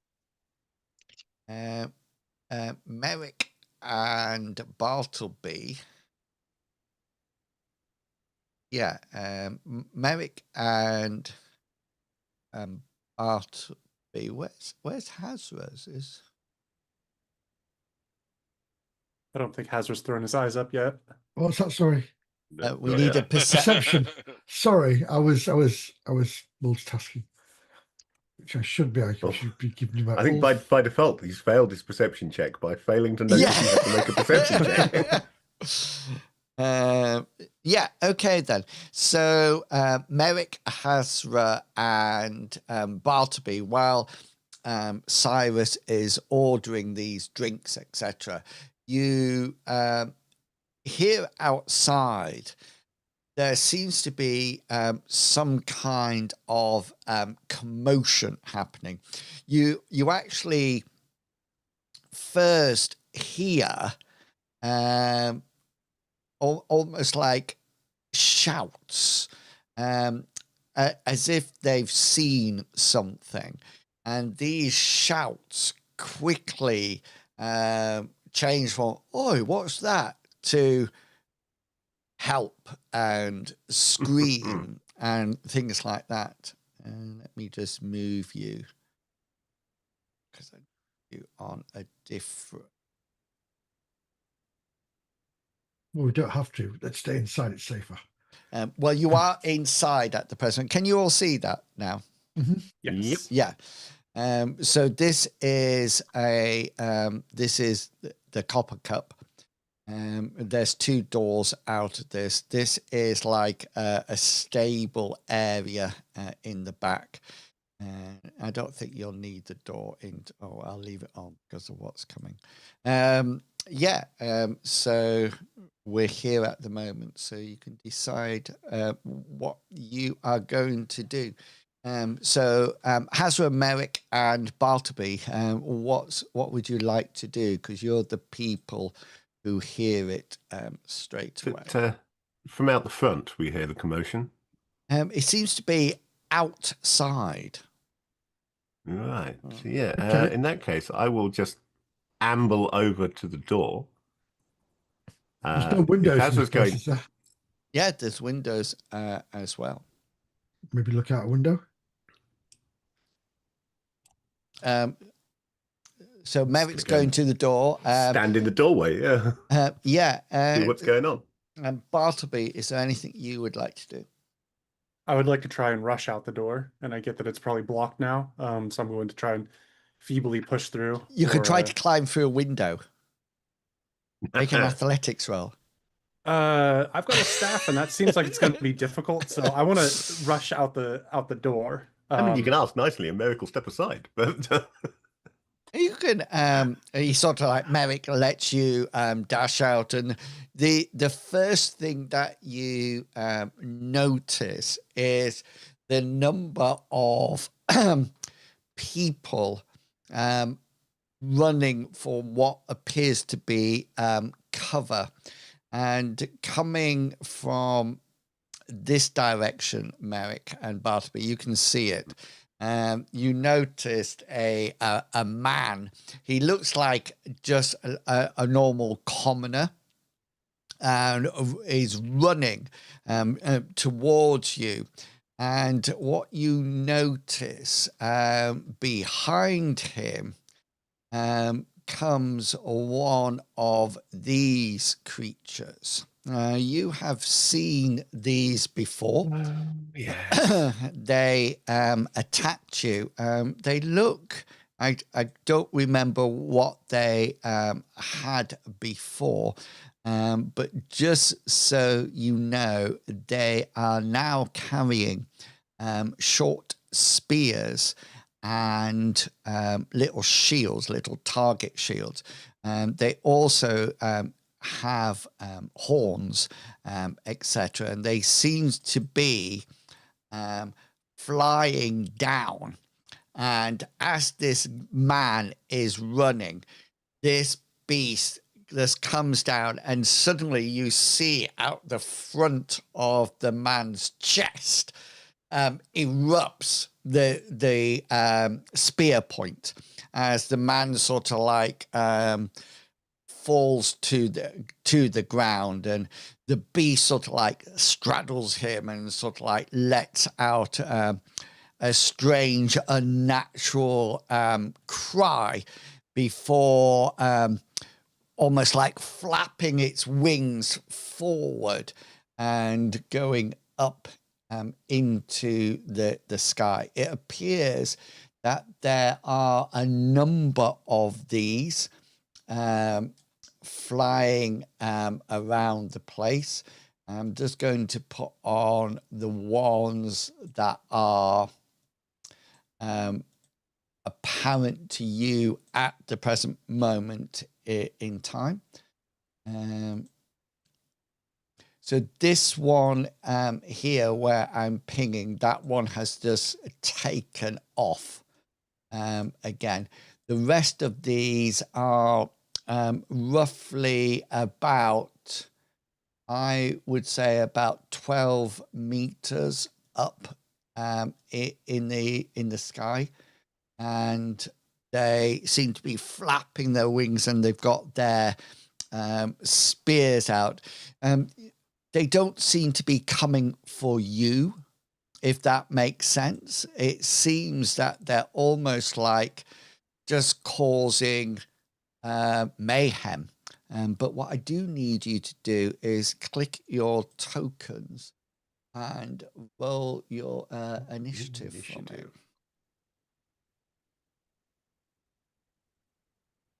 Classic Bartleby. Yeah, I'm all back of the bus.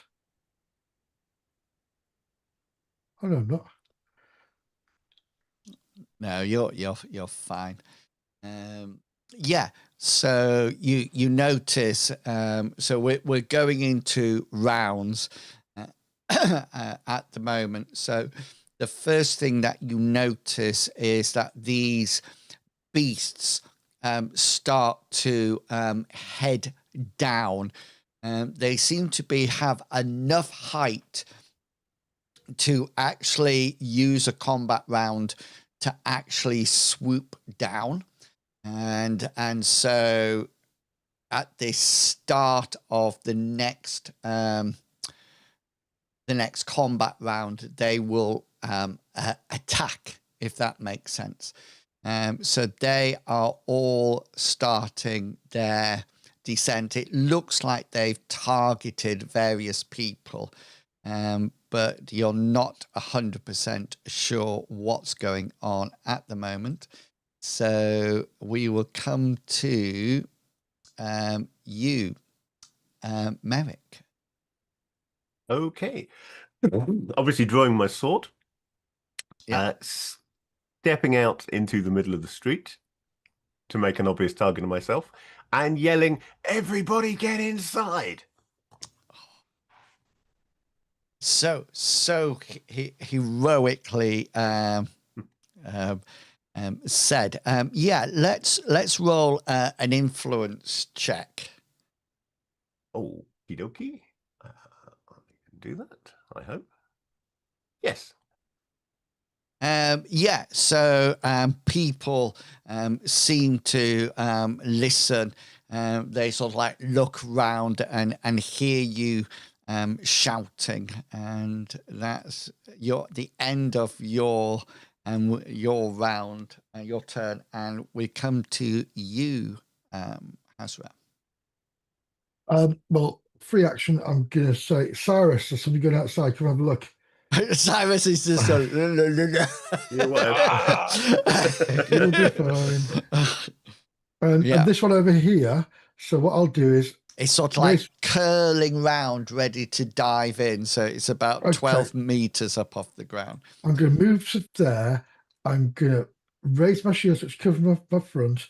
I'm going to brace my spear against that wall. Ooh. Because it's a short spear, but it's long. It's about 12 foot long. So you actually are the action that you're doing, the combat action that you're doing is actually brace. Brace, yeah. Yeah, that's what you're doing. So when it comes in, and if it comes in to hit you, you are braced, because you know that with the speed, if they come down at speed, then the size of their weapon is increased, but also their damage adjustment is moved up one. Coming down. So brace yourself, taking a firm stance, leading into the direction of the forthcoming attack, resisting knockback or leaping or the attacks a character. Yeah, the benefits are the brace are lost once the character moves away. Yeah. Okay then. So you are now braced and ready for an attack. We're going to put a little purple curly thing there for that. Cyrus, somebody has just interrupted your drink. Star's going to grab his glaive very angrily, because he was hoping for some nice peace with his alcohol, and he's going to run out to see what all the commotion is outside. Okay, which you're coming out that one. Okay then, nice. And Bartleby. I'm able to cast a miracle and shift like a square or two over, right? Yeah. Okay, I would like to move over to about here next to Merrick in solidarity. Yeah. With my staff, of course, still equipped, and I would like to ask for my goddess to protect me. Nice. There's no answer because your goddess isn't here. Yeah. Well, little sign that's what appears. we're finding out, I guess. You've reached Anvil's phone. I'm afraid there's Yes, nobody to answer the call at the moment. It goes beep, beep, beep.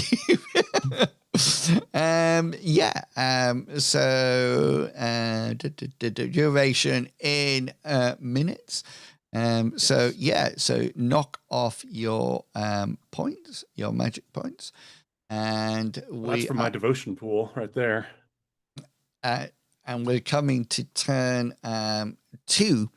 And the first thing I would like to happen, this is not taking up an action point at this point, but you might be pleased that you took a certain combat trait, because Cyrus, Bartleby, and Merrick, I would like you all to make evade checks for me. Gotta do it acrobatics. Yes, you can. You made it. I technically succeeded on my roll. You did, but you are prone, but the other two aren't. Does acrobatic allow you to not go prone, or do you just? Yeah, that's why I chose it. So I use acrobatics instead of athletics. You don't go prawn, you go shrimp.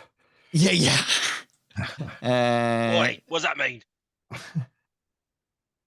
It's a hormonal deficiency, damn it.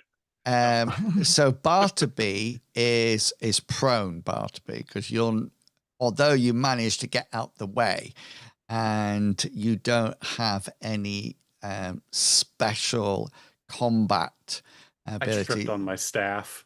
But what happens is this: when you're all looking around at these flying things, all of a sudden the ground shakes and something erupts out of the actual ground. Lava. Is it a sewer line? Oh no, we didn't put any points in plumbing. Yeah. It's manic mole. Can I just be saying, you can probably tell when you see this that I've been playing too much Fallout 76. Because Mole people? It's a red roach. Oh, you're so close. Oh, Oh, What the rat hell? scorpion. This is very specific. This huge scorpion erupts from the ground. You're sort of like pushed either side. Cyrus but manages to tumble and come up, and you quickly find your feet as well, Merrick, as it raises itself out of the ground. I'm just going to be putting it on the initiative order, just to let you know that is its turn. Erupting out is its turn. My Darklings are still moving down. They're now 8 meters down. And Merrick, you're up. The worst thing about a scorpion is instead of a stinger, it's got an M60. It's Yeah.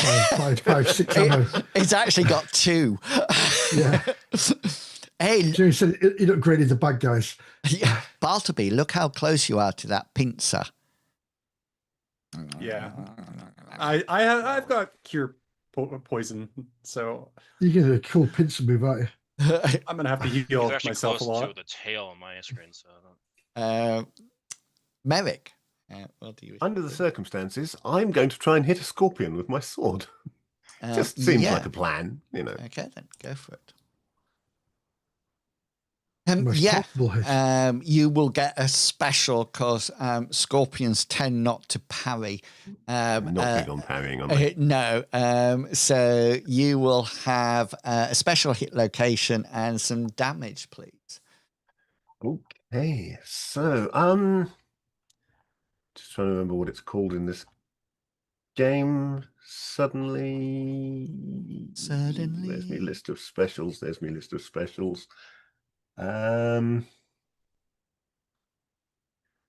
I think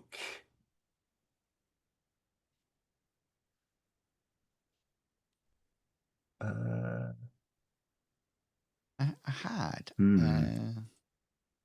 I'll pop it in the Discord. I've been downloading things for this game. Is this the one?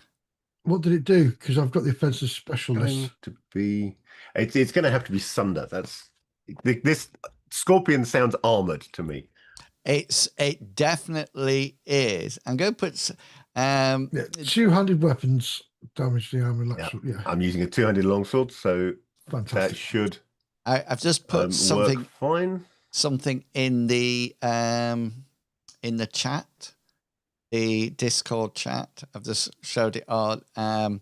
It's a visual offensive special effects. So it shows you what you can do. So if you want movement or do something like that, I've got it for defensive as well. Right. Sorry, you are sundering, which means I still need... early in the morning. Yeah. So we still need a hit location. I certainly do. It's going to be a D20 hit location. That's its 2. That's its tail. Okay, sundering its tail sounds like an excellent idea. I feel. So damage in excess of its protection armor points are reduce the armor point value by that amount. Right, so now we find out that it's got way too much armor and I can't hurt it anyway, but that's 8 points and an attempt to sunder it. 8 points. You do manage to crack through the chitin on its tail. You do quite a bit. You notice the chitin cracks, and there's a bit of ooze that comes out of it. So basically, Merrick has stepped in and done an overhand helicopter blow, basically just like rotating the sword round and smacking it into the tail. And you do notice that some of the chitin falls off. A tiny little bit about that, mate. Yeah, I've done 1 point. Reduce its armor by 1. Another 9 of them, and we'll be doing actual damage. Hazra, you are braced by the door. Somebody will have shouted about the scorpion. This guy here is definitely coming down towards you. It's sort of like it's got its shield out and its little its spear, and you can see it going like that. A bit like what's that? Is she called Hawk out of the film with the Green Lantern and Mr. Fantastic? Is it Mr. Fantastic? Oh, anyway, Hawk Girl, Well, the DC has a Hawkman and a Hawkwoman. So you think of Hawk Girl. Yeah, Hawk Girl. Yeah, it seems they've to gone be back going. to Hawk Girl, have they? Yeah. It They seems to be, upgraded it to Hawk Woman at one point. yeah, but now it's back to Girl. Yeah, it was short lived. It definitely seems to be coming down for you. Okay, well, I'm just. It's in the corner between on the ground and the buildings. It's there braced, and I'm lining it up as it's coming down, and I try to glance off its shield and go into it. Yeah, it's definitely going to hit you, Cyrus. I'm going for do some calculations really quick. I'm gonna roll folk magic to enlighten my glaive. Okay, yeah. Is this fire blade coming onto it? Fire blade is coming on. Yeah. Roll your folk magic. You ignite your sword with. Do I have a fire? I feel. There you go. It's tiny, but it won't matter. Do you have the fire? Bartleby. I use so my legs to stand up. Yeah. Not your back. I'd also though. like That's to very use smart. I use my staff to help me get up to my feet. Nice. Have you? Oh, you've been doing their stretches. It doesn't mean stuff, it means his followers. Yeah. You can't call them stuff. And we come to combat round 1 still, turn 3 now. So this is only for people with 3 action points. Okay, so my Scorpion, you just look like I can kebab you, Mr. Bartleby there.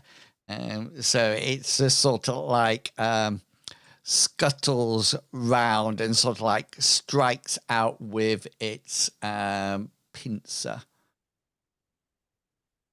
Okay, it will be hitting you. And I have no action points, but I have my goddess. Oh, yes. Flashback to earlier this session. All of my guys will have special effects, so if you don't parry it or evade Yeah, this is not going to be pleasant, I feel. it, what are you gonna do to me? So you have what do you have up, Si? Tank Bartleby, the shield miracle that gives me a point of armor Oh, at each hit location. Is that the Aegis? Aegis is the shield, the physical shield that I can give to other people or myself. Shield is the one got that the Ready Breck shield. Yeah, shield is just a beam of light all over my body. Yeah, the Ready Breck shield. My Beam beautiful of light. priest Okay, body. and so what is it like 11? I think it's 11, isn't it? Yeah, it's 11. Yeah. It doesn't stack with my normal armor, so it's just a flat 11. Okay, then. So here comes the pincer damage. 16. 14 points of damage, which is going into. So I should have rolled. You'll see what I am going to use. So it goes into your 16. Left arm. Okay. Left arm, and you can see the special that I'm doing. You're gonna sunder my arm? No, I'm not. Yeah, I'm going to. So I'm not going to sunder your arm. I am going to grip it with my pincer. That's what I am going to do. I just need to. I think it works exactly the same as the grip.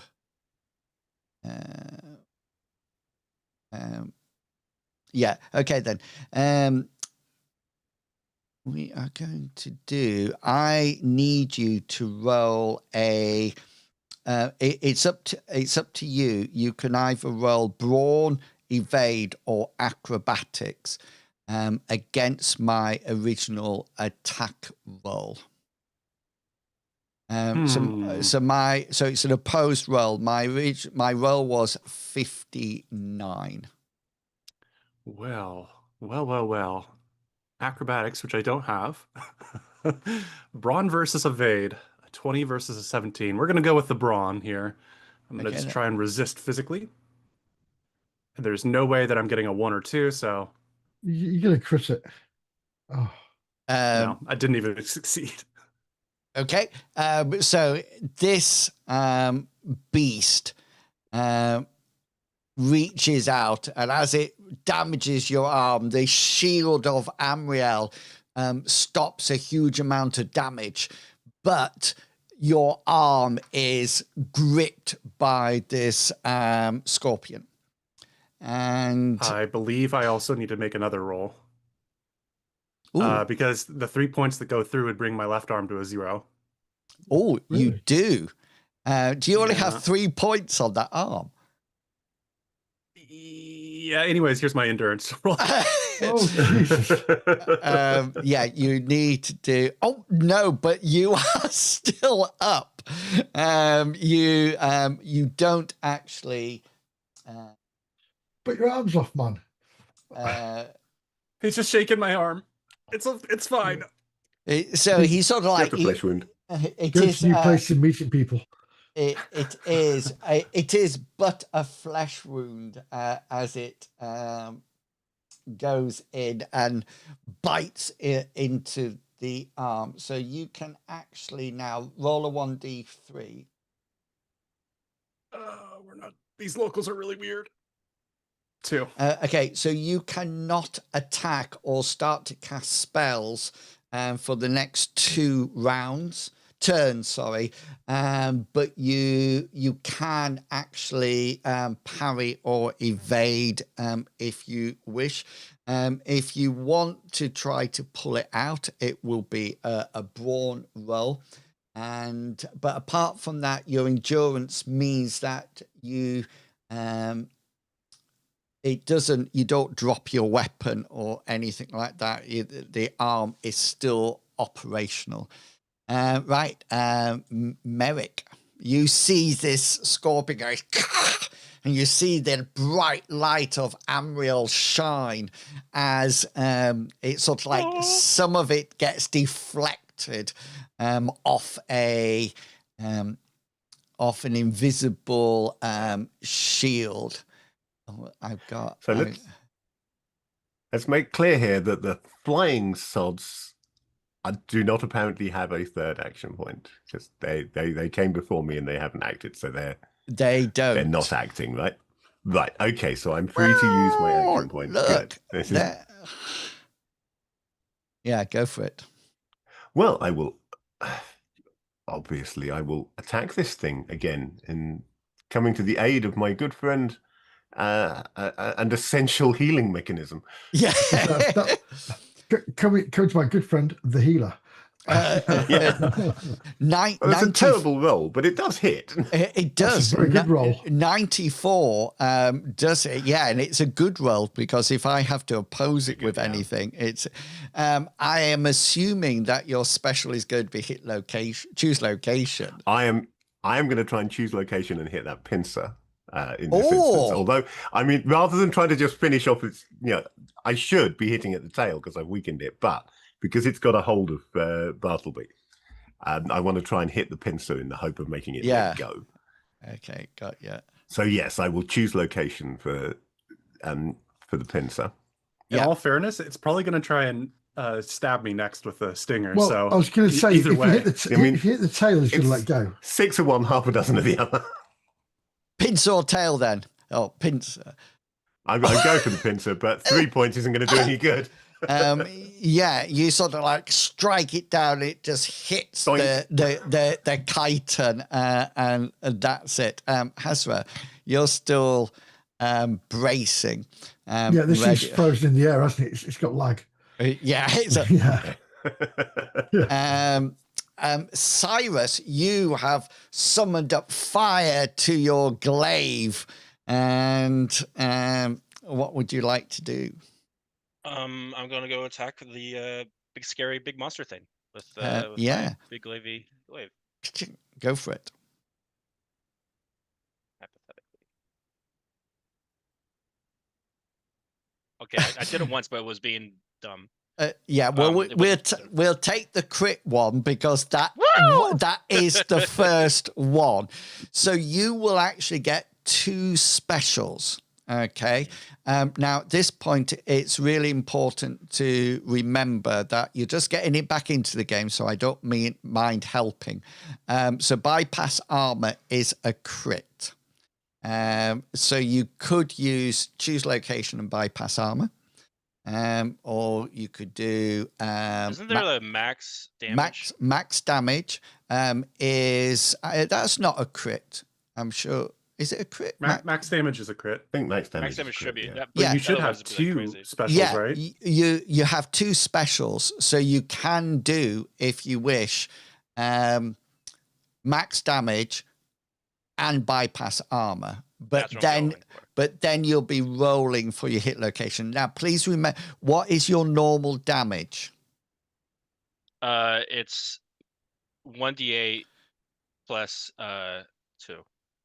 Okay, then. So that 1d8 will automatically be an 8. Okay, so do you have a weapon damage adjustment bonus? Yeah, the flaming glaive is 1d3. Okay, then. So it'll be 8 plus 2 to make 10, and then 1d3. So can you roll a 1d20 first to see where it goes? Yeah. Does Cyrus not have like a damage modifier up in the attributes? I mean, damage modifier. Like, It should be below your action points under the attributes next to character. Yes, he does. It's yeah, it's a minus 1d2. Well then, you're just like Bartleby. So if you just what's your actual weapon? Is that 1d8 plus 2? yeah. Okay then. So if you roll a 1d2 and then a 1d3. D2 plus 1d3. Okay, so 2 will be added onto it. So it'd be 8, 9, 10, 11, 12, and then 1 will come off it to take it down to 11 because you're a bit feeble with it. And whereabouts did you hit me? Oh, sorry, wrong one. 79. Yes. 16. Oh, you're going for the other pincer. You're My actually other pincer is this the one. one holding me, or no, he's actually going for the left pincer. It's the right pincer that has you. That's why I rolled 79. It's a very specific location. Yeah. So what was that? 11 points of damage, wasn't it? Right. Flaming damage too. It's magical. Flaming damage. Remind me. 11 points. And wee. Okay. So you sort of like bring your flaming glaive down, and it cracks through the chiton and sort of like slices through the pincer, doing extra damage as it goes. And Bartleby doesn't have any more action, so that should... I have a question though. Yeah. Oh, unless you want to use a point of luck. I don't right now. I don't think. Yeah. But I have two turns that I'm not able to cast spells or do any attacks. Correct. Correct. From the damage to my arm. If I Is that based on when I spend an action point, or is that based on the actual turns themselves? Like if I don't use an action point here and we just move through combat round turn 3 without me acting, does that decrease the timer? I think it's when you can act. Gotcha. Yeah, so if I spent a luck point to take an action, I would move down that timer 1 and I'd sit there doing nothing. Okay. Yeah. I just want to clarify. I do nothing. You do nothing, which now comes to my scorpion. Now, the scorpion has you by its arm, and then it's suddenly had a flaming glaive round through another pincer. This pincer's been lightly massaged. Yeah. So the scorpion is now going to do this. As it turns to meet Cyrus, because it's got a burning hole in it. Was it enough to slice to break through? Yes, you hurt it. As it I comes, thought I would have sliced off its pincer. No, you didn't. You did minor damage. You didn't even give it a serious wound. As it comes round, Bartleby, it just chucks you by your arm and flings you over there. Just it's not aiming at anything in particular. It just sort of like chucks you. Do an evade roll for me, please. I feel like one of the rocks in Belle's sling, except I'm the rock. Pow. Yeah, no, there's. And you sort of like skid to the floor. Your shield protects all areas, doesn't it? Correct. Yeah, so you sort of like hit the floor, and as you hit the floor and then bang up against this, it would be 1d6 lots of damage to 5 locations as you bash your way through. So people just see this glow of Amriel as you just sort of like bash down. You are now prone. And that is my turn with that one. And this horror comes in to attack you, Mr. Hazra. This is when it just misses and flies past. Hits the wall. Yeah, it's like this on the wall. Just... Here we go. Okay, so this will be a hit. So you can now parry it, which means your brace reduces the size of the weapon. So you can parry it now with your shield. That's not a problem at all. Oh, with the shield and not the. Okay, it's up to you. Yeah. I suppose you can try and knock the. Well, let's have a look. See what we get. Is it rolled? Why is it rolled? Yeah, it's successful. So did it roll? Yeah. I can't see. Oh no, it didn't. Sorry, I'm reading mine because mine says short spear, so it didn't roll. Let me close down my character sheet and open another one up then, please, because it's something wrong with that one. Okay, and on that one, roll. That's it. Oh. If it's not correct, if it's not a win, I'll reverse it to make it a critical. So it's opposed, isn't it? Yeah. So, sorry. No, these are differential, but getting a crit is good. I'll crit it. I was just reducing my skill from 78 to 68. It'd be 67, wouldn't it? 65. Mine, 55, wouldn't it? No, Yeah, just 13 off 65. that. 65. It'd be 47. No, it wouldn't be 47. But I've he got- takes 13 off his score. The doesn't skill he? level gets the penalty, not the roll. Oh, sorry. Yeah, so so my skill, so it reduces it to 65, but 60 still hits. That's what I Yeah. need to be aware. Okay, so yeah, I need to know how big you are. My shield is huge, or H. Huge. So I'm medium. Means I quite happily think that your shield will absorb all the damage, but I will just make sure.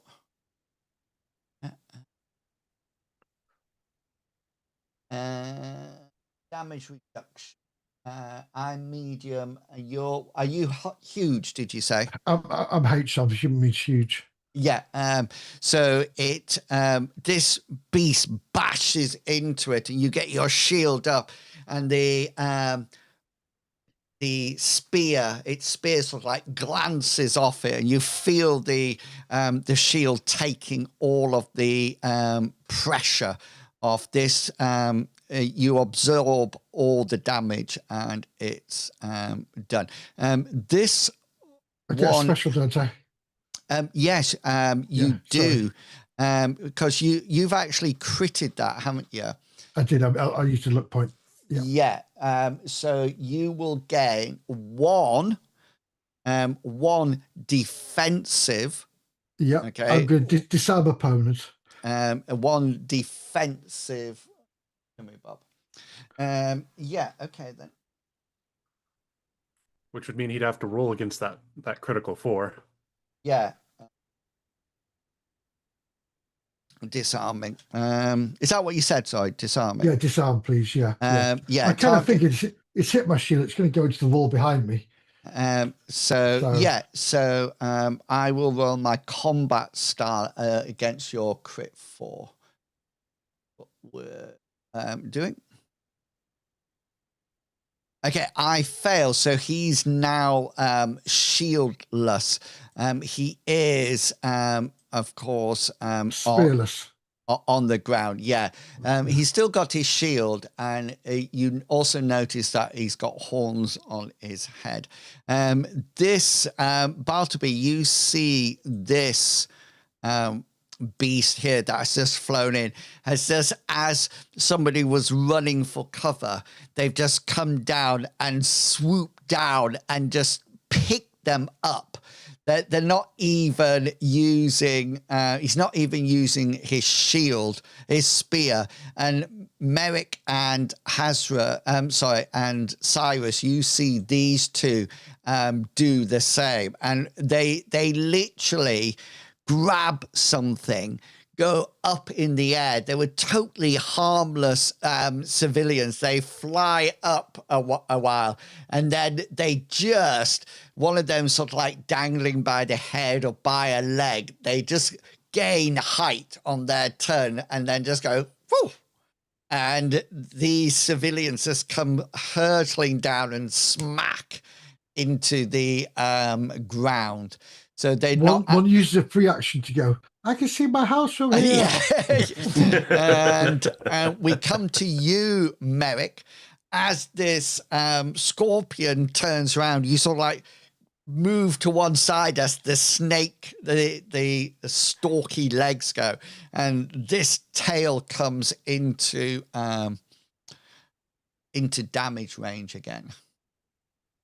Having seen my sword bounce off its pincer last turn, I'm going to take an action to attempt to cast Blade Sharp. I'm going to fail, obviously, because I always fail to cast Blade Sharp, but we'll give it a go. Go for it. And there you go. I knew I would. There you go. Hasra, it's your turn to fight back. Okay, I'm going to attack the one in front of me. Yeah. I'm going to thrust with my spear. Yeah, that will hit. He will parry with his shield. Which he does. But he fails because it's higher, isn't it? Oh no, yeah. No, you're right. He would fail because my skill is not 78 anymore. It's 65. Yeah, so he will fail. He won't do it, which means that you will have a special, a hit location, and a damage. Special's going to be impale. Yeah. Yeah, your location is going to be... I promise I won't just fly off with your spear. That's fine. I've got another spear on the floor next to me. 12. Stomach. 12. Oh, that's right in his chest. Yes, lovely. Your damage is going to be, with no blade sharp, 5. 5 and because you impale. You roll twice. We take the highest. Oh, sorry, that's right. Oh, it's been so long. Can't leave damage on the table. Yeah, 7. So 7 5 points. and 7. Yeah. So his 12 is his chest. That is actually being passively blocked by his shield. How big's your weapon? Large. So my target shield is large as well. So it will actually absorb all the damage, and you just slams off his shield. And Cyrus, we come to you. Cyrus, you are facing this scorpion. You've just seen Bartleby being chucked to one side. You can see Merrick behind swiping at this tail. You've got your firebrand glaive in your hand. What would you wish to do? I'm going to go for attack, but I'm gonna try to see if I can acrobatics out of like where I'm not between both his pincers, while also going for the attack. You either. So. Are you trying to withdraw from combat? Not withdraw from combat. I'm trying to get out of this area. So I'll still be around it, but essentially I don't want to be between his two pincers. But if that's not possible, well, you could withdraw from combat and get away from it, but it's like we're moving at the same time. So as you fight, it's going no, like that. I'll just go for the attack then. And attack again. You can always evade when it attacks you back, and then you can acrobat out of it. Right. Or you can evade now and go finish your pint, then come back. Yeah. Oh. For sure. Oh no! Or neither.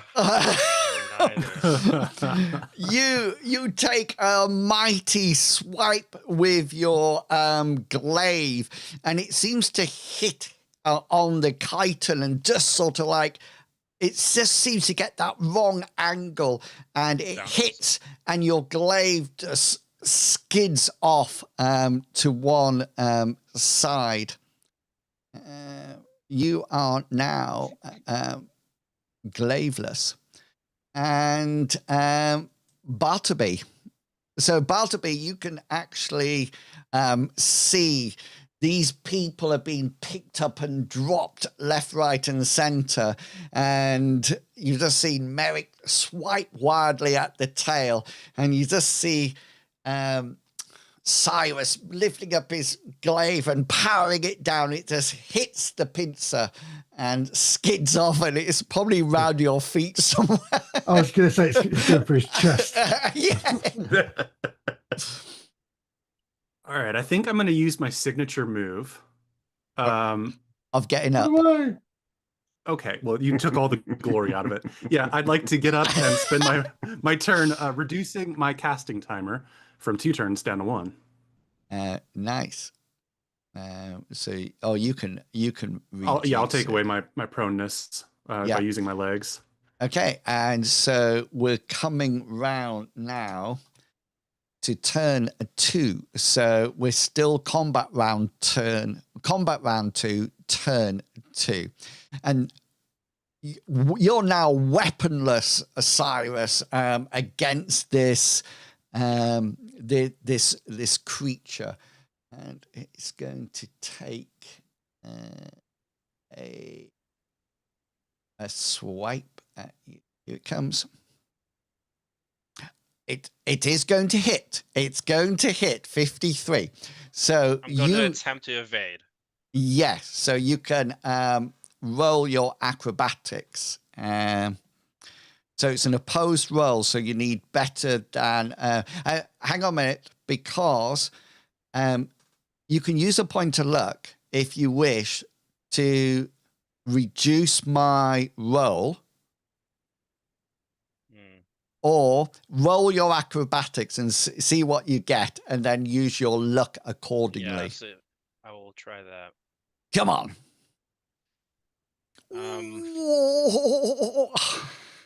And it wouldn't matter if I did a point of luck for you to reverse it.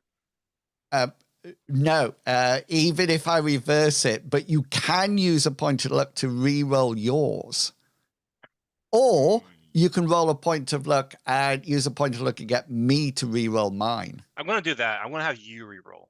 Okay, then. So, are you sure? Group 1.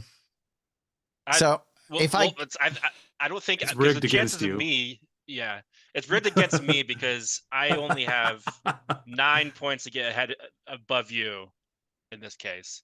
If I re-roll, so I'm going to have you re-roll. Or it could suck. Or you could use a hero point because you have 4 of them, and make me We're automatic. going to say the hero points. We're going to say the hero points for that. Okay, here we go. Don't you want to live? Damn it! Oh, never. Okay, I do re-roll it. The proper crit as well. And I actually get a crit this time. I told you it was rigged. It's because you made fun of the map. That's what it is. Yeah. I was holding back a lot. Oh, Yeah, Just the think, system's getting if you revenge. roll 27 less, you would have beaten that. okay. Yes. So this pincer, I've got 2 specials coming up. So obviously, grip is going to be one of them with my pincer, but the other one is going to be choose location, and it's just going to clamp you in your abdomen. Okay. Oh, not the neck. No, because it's going to come around the bit. It's going to pick him up and chuck him. So this is your pincer damage coming in. 8 points of damage to your abdomen. You rolled low. I did roll low. Yeah. So tell me, how many armor points do you have on that location? 3. 3. So 5 points is going to go into your body. So how many hit points do you have on that? 5. 5. So Yeah. you've got a serious wound. You've got a serious wound. So the first thing that you need to do is roll an endurance check against my critical 6. You Oh. got this. You got this. This is where he's wishing they rolled. That they didn't.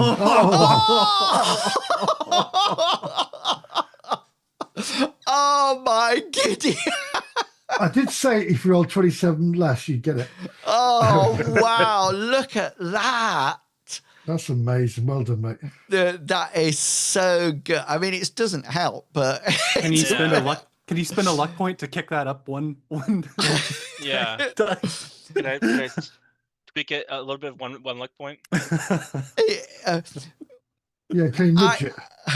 If you wish to use a luck point to nudge it, I'll luck point to nudge it. I'll luck point to nudge it. Yeah. Wait, I'll before luck you point do to- that, what does if they both get a critical 6? Does that change anything, or does that go to the it attacker? always there's no set rules about it, but I always go in favor of you guys rather than in favor of me. So if we both got the same, I would always go in favor of you because you are the heroes, so to speak. Not that we're demonstrating it at the moment. Just to let you know, if you leave it, if you don't use a luck point on it, it will mean that you will fall unconscious for a number of minutes equal to the damage sustained. So it would be 8 minutes. Well, no, it'd be 3 minutes. And 5 minutes, wouldn't it? Because it's the same 5 damage. Is it the damage inflicted or the total damage? Is it net or gross? Yeah, it's net. It's net damage.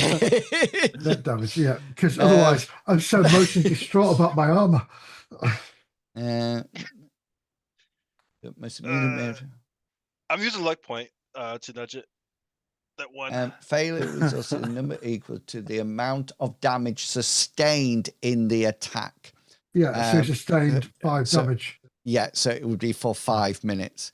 You're going to nudge it. Okay, so it clamps round you and you sort of like, oh, like that. And it's just sort of like, can you now make for me an endurance check? That's what that was.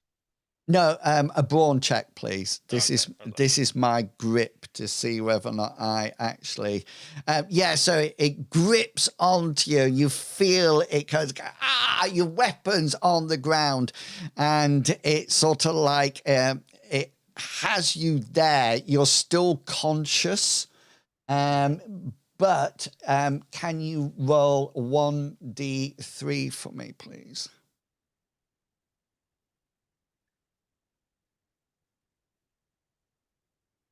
So you can only parry and evade for the next 3 lots of turn.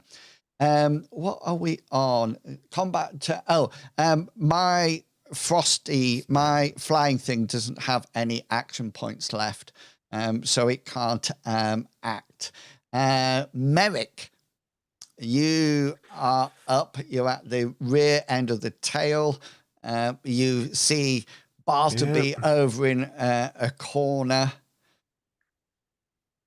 He will continue to attack this scorpion while saying, possibly loudly enough for anybody to hear, who knows, but he's really saying it to himself, if only we had a sorcerer for these situations. Oh, it comes in with a crit. Oh, you just gotta complain more. Comes in with a crit. So you have two. You have 2 specials. You have 2 specials. Bypass armor. Much though I hate to seem like I'm copying, I think I might go with just a random location and bypass armor and maximize damage. Yeah. So what's your normal damage that you roll? My normal damage is a D10. Oh yeah. So that would just be 10 points. Yeah. 10 points, and just so people know, the reason I'm saying that is that if your damage was 2d8, max damage. I did maximize one die, but the other would be rolled. Yeah. Yeah, and the other one would be rolled. I remembered. Yeah. Okay then. So you're going to do a random location. You're going to. Oh, that's actually going to be wrong, isn't it? Because it's not on a it's on a scorpion, not a person. So do you want me to just roll a d20? Just roll a d20. Yeah. Yeah. So 5. Right. That is its mid-rear leg. So you're going to bypass armor on it. And then how much damage will you do on it? That will be 10 because I'm maximizing it. So nice. The damage modifier. Do you have a damage modifier, Merrick?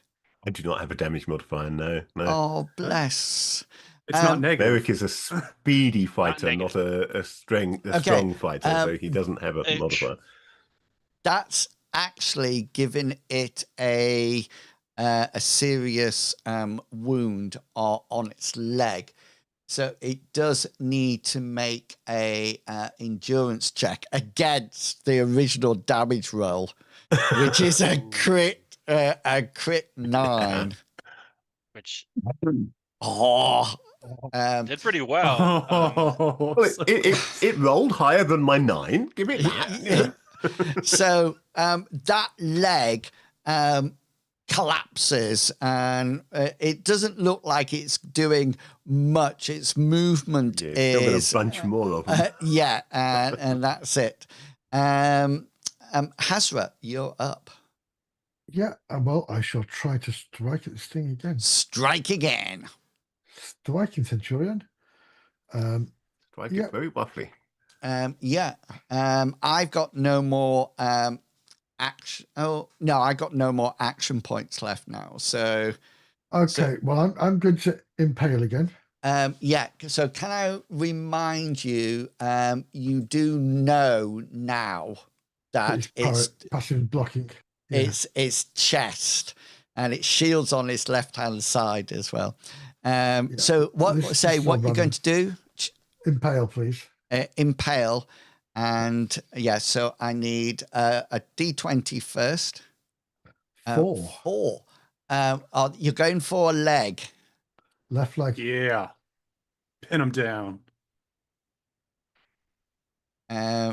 So I just answering YouTube. 4. I need 2. You need 2 damage rolls because you're that's right. Impaling.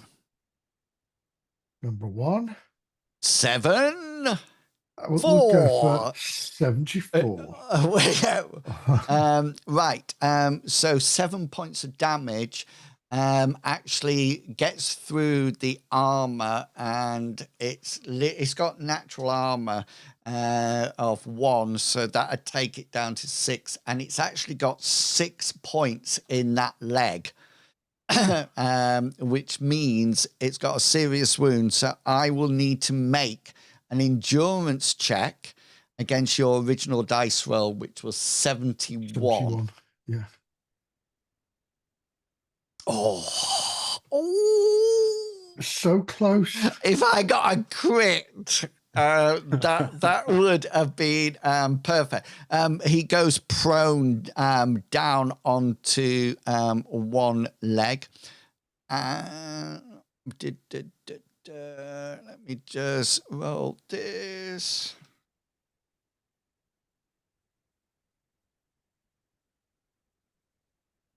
Oh, he's out for 1 turn.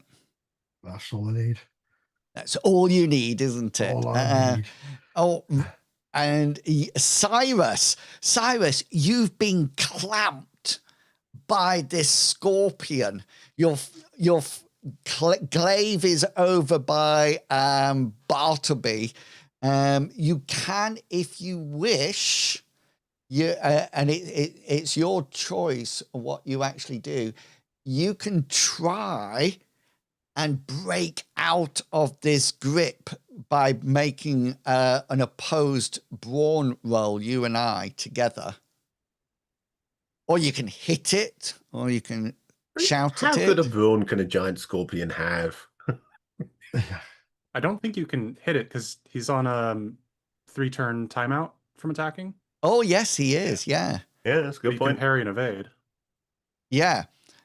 So you can't do either at the moment. So yours, there's sort of like, I think you can't take, cannot attack. Yeah, you cannot attack. I'll let you try. Would a brawn be an attack? I'm happy to let you try to do it. Certainly because I can see my brawn. Yeah. It's essentially a tank, so. Yeah, I just can't imagine unless I somehow get a that's unlikely. You could just flop around or you can shout. Just Should I think it's cast a s- free Can I start chiropractor. casting a spell even though I'm not going to attack in the next 2 rounds? No, you're not allowed to do anything offensive. That's essentially what it Which is. is almost everything Cyrus ever does. Yeah, Can't you try to evade to see if you can get out the grip? it's brawn. Yeah. It's Oh, not right, sorry. He has me gripped. Sure. having round his middle. He's going to have an hourglass figure by the end. Close your eyes, stick your tongue out your mouth and pretend to be dead. Don't worry, you see Bartleby eyeing up your glaive. Yep. Bartleby's coming to the rescue. My glaive now. You guys forget. Only who thing I Bartleby think is. the only thing I can do is brawn, and I should probably try to get out of his grip. It'd be Okay, ridiculous. okay then. So I have to do it. roll silly. your brawn. You could crit. You know, might get a worth crit one, try. yeah. No. So Reverse it. here comes mine. I've succeeded with 68. He has 80% brawn. You sort of like pull it a bit and go like that. Your feet get a little bit bigger. Your head gets. It's like one of those balloons when you squeeze it. And Bartleby. So my turn's a little complicated, but I'll do this quick. So I'm going to use a point of luck at the end of my turn to buy an action point, if I may. Because for this turn, it's my last turn being unable to spellcaster and do anything fun. So I'm going to recover, balance myself, spend a luck point to then cast a spell with my action. I'm going to point my staff at Mr. Spiky here. You're going to do shock. Thunderclap. You literally know everything I do. Yeah, I'm going to throw out a little shock here. Okay, don't touch me. Don't touch me. Because that takes it the opposite down, wasn't it? It's chitin, conductive. It's fine Well, now. let's see. All of a sudden you see Cyrus's hair go. Yeah. Okay. A minor electrical discharge that may direct. It's not conductive. Very important. Cast at range.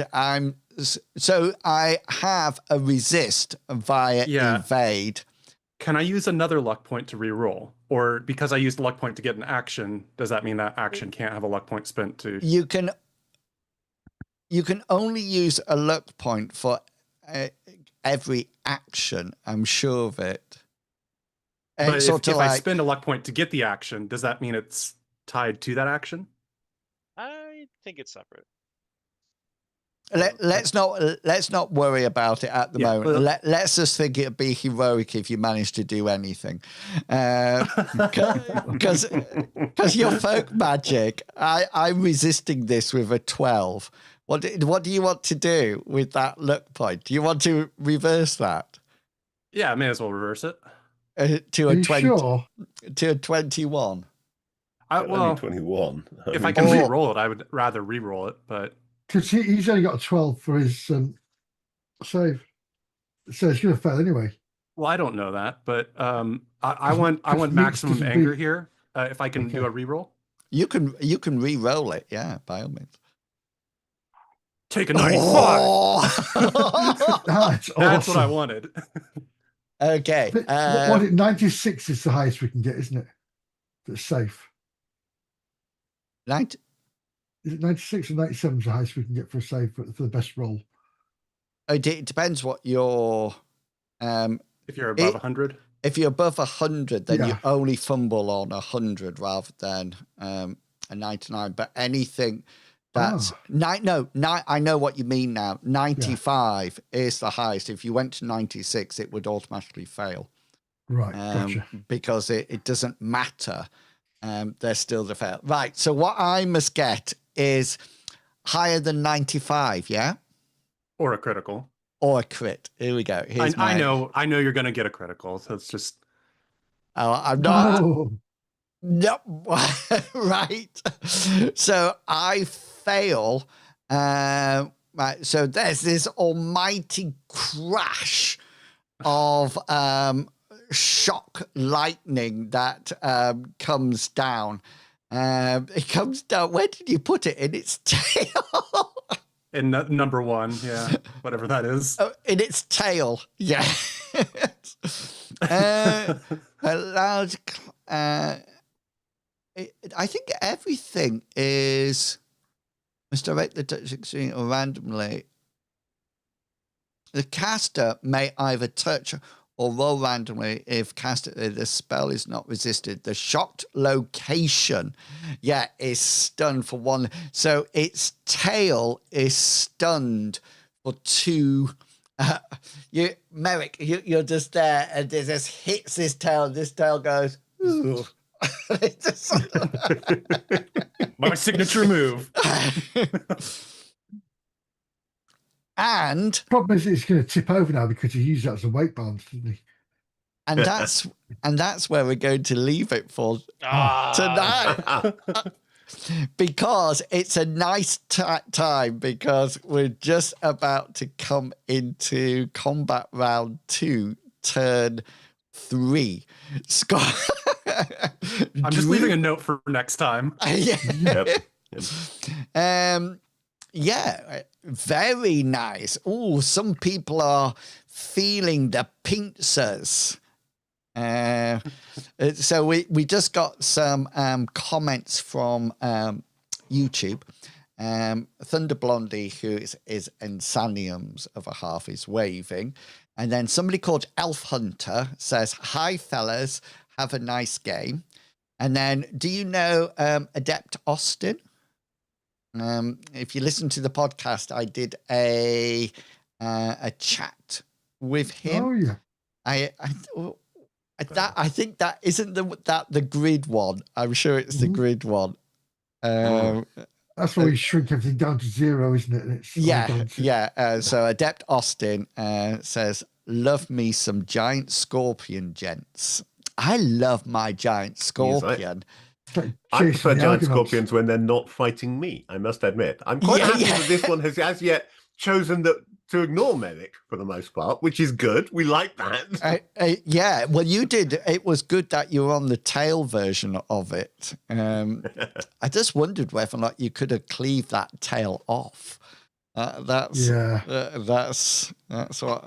But I understand that you went to the front to try to rescue Bartleby, who's got a very poorly arm.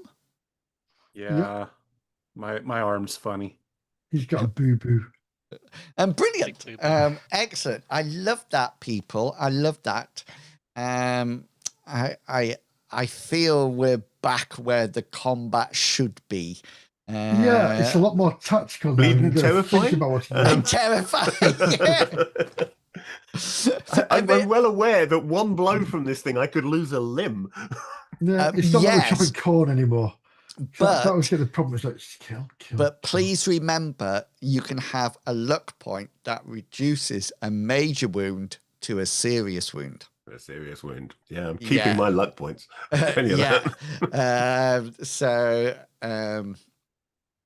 And the good thing, Cyrus, is because we stopped it there, we'll start the next session with luck points up again. Fun. Because it's my turn to attack. Cyrus, did you hear those? Did you hear Mr. Bartleby chuckle then? I did. Somebody needs Mr. Healer. Well, we'll see how introductions Cyrus, go next time. Mr. Cyrus is going to be a lot shorter. Oh, yes. Adept Austin was the heart of roleplay. I remember now. Yeah. I remember that. I hear so many. It's difficult sometimes putting the people to the talks. There were so many good talks. Yeah. On the podcast. And it's sometimes a bit tricky remembering who gave which of them, talk about which thing. And sometimes I don't recognize the name because I can see the person I'm talking to on the podcast. So, right. We'll leave it there for tonight. Terrifying, perfect for combat. I love it. Okay, Mr. Pickles, is there anything you would like to say to anyone? I've been talking with Brad. Yeah, I shared the podcast with some friends, and they were enjoying it. I'm like, it wasn't that good. And then they were sharing quotes, and I was like, I said what? So I went back and listened to them, and I talked with Brad a bit, and we are thinking about getting another episode going or trying to get our schedules to align again. Because hearing me rant angrily about Santa Claus was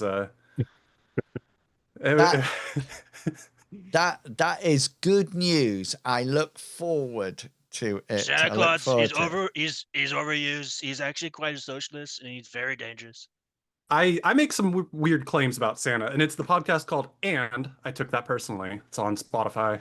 I think Apple as well, but I know it's on Spotify. And I took that personally. And I took that personally. And Medivac. I don't this week because I am on holiday. Oh, you're on holiday. I've been a just keep rubbing that in, don't you? Yeah, I'm going in all those dog walking places without a dog. Nice. And see what happens. Yeah. Brilliant. Well, maybe you'll have a dog by the time you get back from them. Yeah. Fish, not fish. Okay, what have I got? Let me see. I do seem to have managed to start doing Mapper Monday again after a long gap. I did one this week just gone.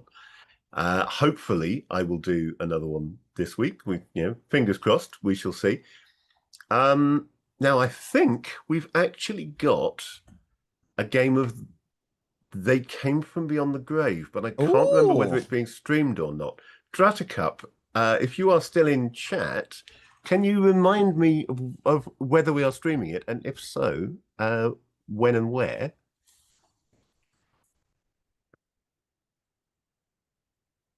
And the other thing is, I was supposed to do my own game Obsession. I was supposed to do the actual play of that last Tuesday, but due to illness, that has been delayed to, I believe it's now happening on Sunday the 26th. Ooh. So we're still going to have a session this week, but it'll be towards the end of the week, and this month, but it'll be towards the end of the month, and that will go on to YouTube afterwards anyway, as well as the Twitch VOD. She hasn't replied yet, but as soon as she does reply, I'll let you know. We always end with Captain, so I'm just going to say my bit. I will be streaming again tomorrow at 12:30, and we'll be playing ESO Fallout after that, and then on a Sunday evening, just for an hour, I'm starting a new series of YouTube, a new series of videos called Learn to Play MYTHRAS, to try to get more people over to it. And we're going to start very, very much at the beginning, and we're going to look at character generation on Sunday night and Tuesday night. Also, please remember that you can sign up for the free RPG fanzine called Dice and Design. There's two issues out at the moment, and another one all written. It is completely free, and it's also free of AI altogether. I've written everything myself. All the artwork is paid for as well, so it's supporting a lot of people. I put the link to subscribe to the newsletter or go over and have a look at it in the chat. Also, please remember, if you are on YouTube, we now have 2 tiers there. The Rune Adept tier gets access to a campaign toolkit every month. It's I think they're about 15 pages long. It's a digital download.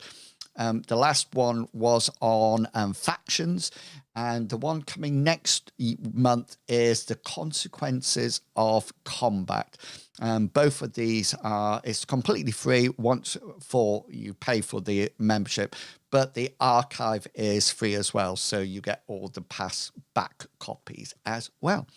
Okay, hopefully we will be back next Saturday to finish off this. But before we go, we always allow Captain Kangaroo to lay out his stall and share his wares in front of us. Captain Kangaroo, what do you have to say? Honestly, not much is happening. Like, do not mention Iran or oil or anything like that. Well, I'll maybe mention a certain kind of oil, maybe suntan oil. Yeah, because I'm gonna be doing, of course, because we're growing to summer now and it's starting to get a little sunny out. So I'm going to start doing some seminars on how to properly tan. Obviously, I'm kind of a know-it-all on the subject. I'll be live streaming, in my little undies out in the sun, but I have to do it on of course TikTok because I can't be out in the sun for more than 30 seconds at a time. But all proceeds, of course, would go to anyone who's watching and starting to get growths on their skin in the areas they can't reach on the suntan area. So you can get a little filer and file the growths off. But besides that, just look out for that, and we can, Sounds try to absolutely get lovely. tan before June comes around. You know what I'm saying? Sounds absolutely fantastic. I don't know what it was all about because I had no clues from Mr. Pickles. I'm lost. That's just strange. I was just waiting for my lordy lord. Then I know I just mute. Brilliant. We will be back next week for some more MYTHRAS. Until then, look after yourself. Stay safe and healthy. And until then, it's goodbye from me. Goodbye. And it's goodbye from them. Say goodbye, people. Goodbye. Goodbye, people. Bye, people. Bye, people are. And we will leave it there.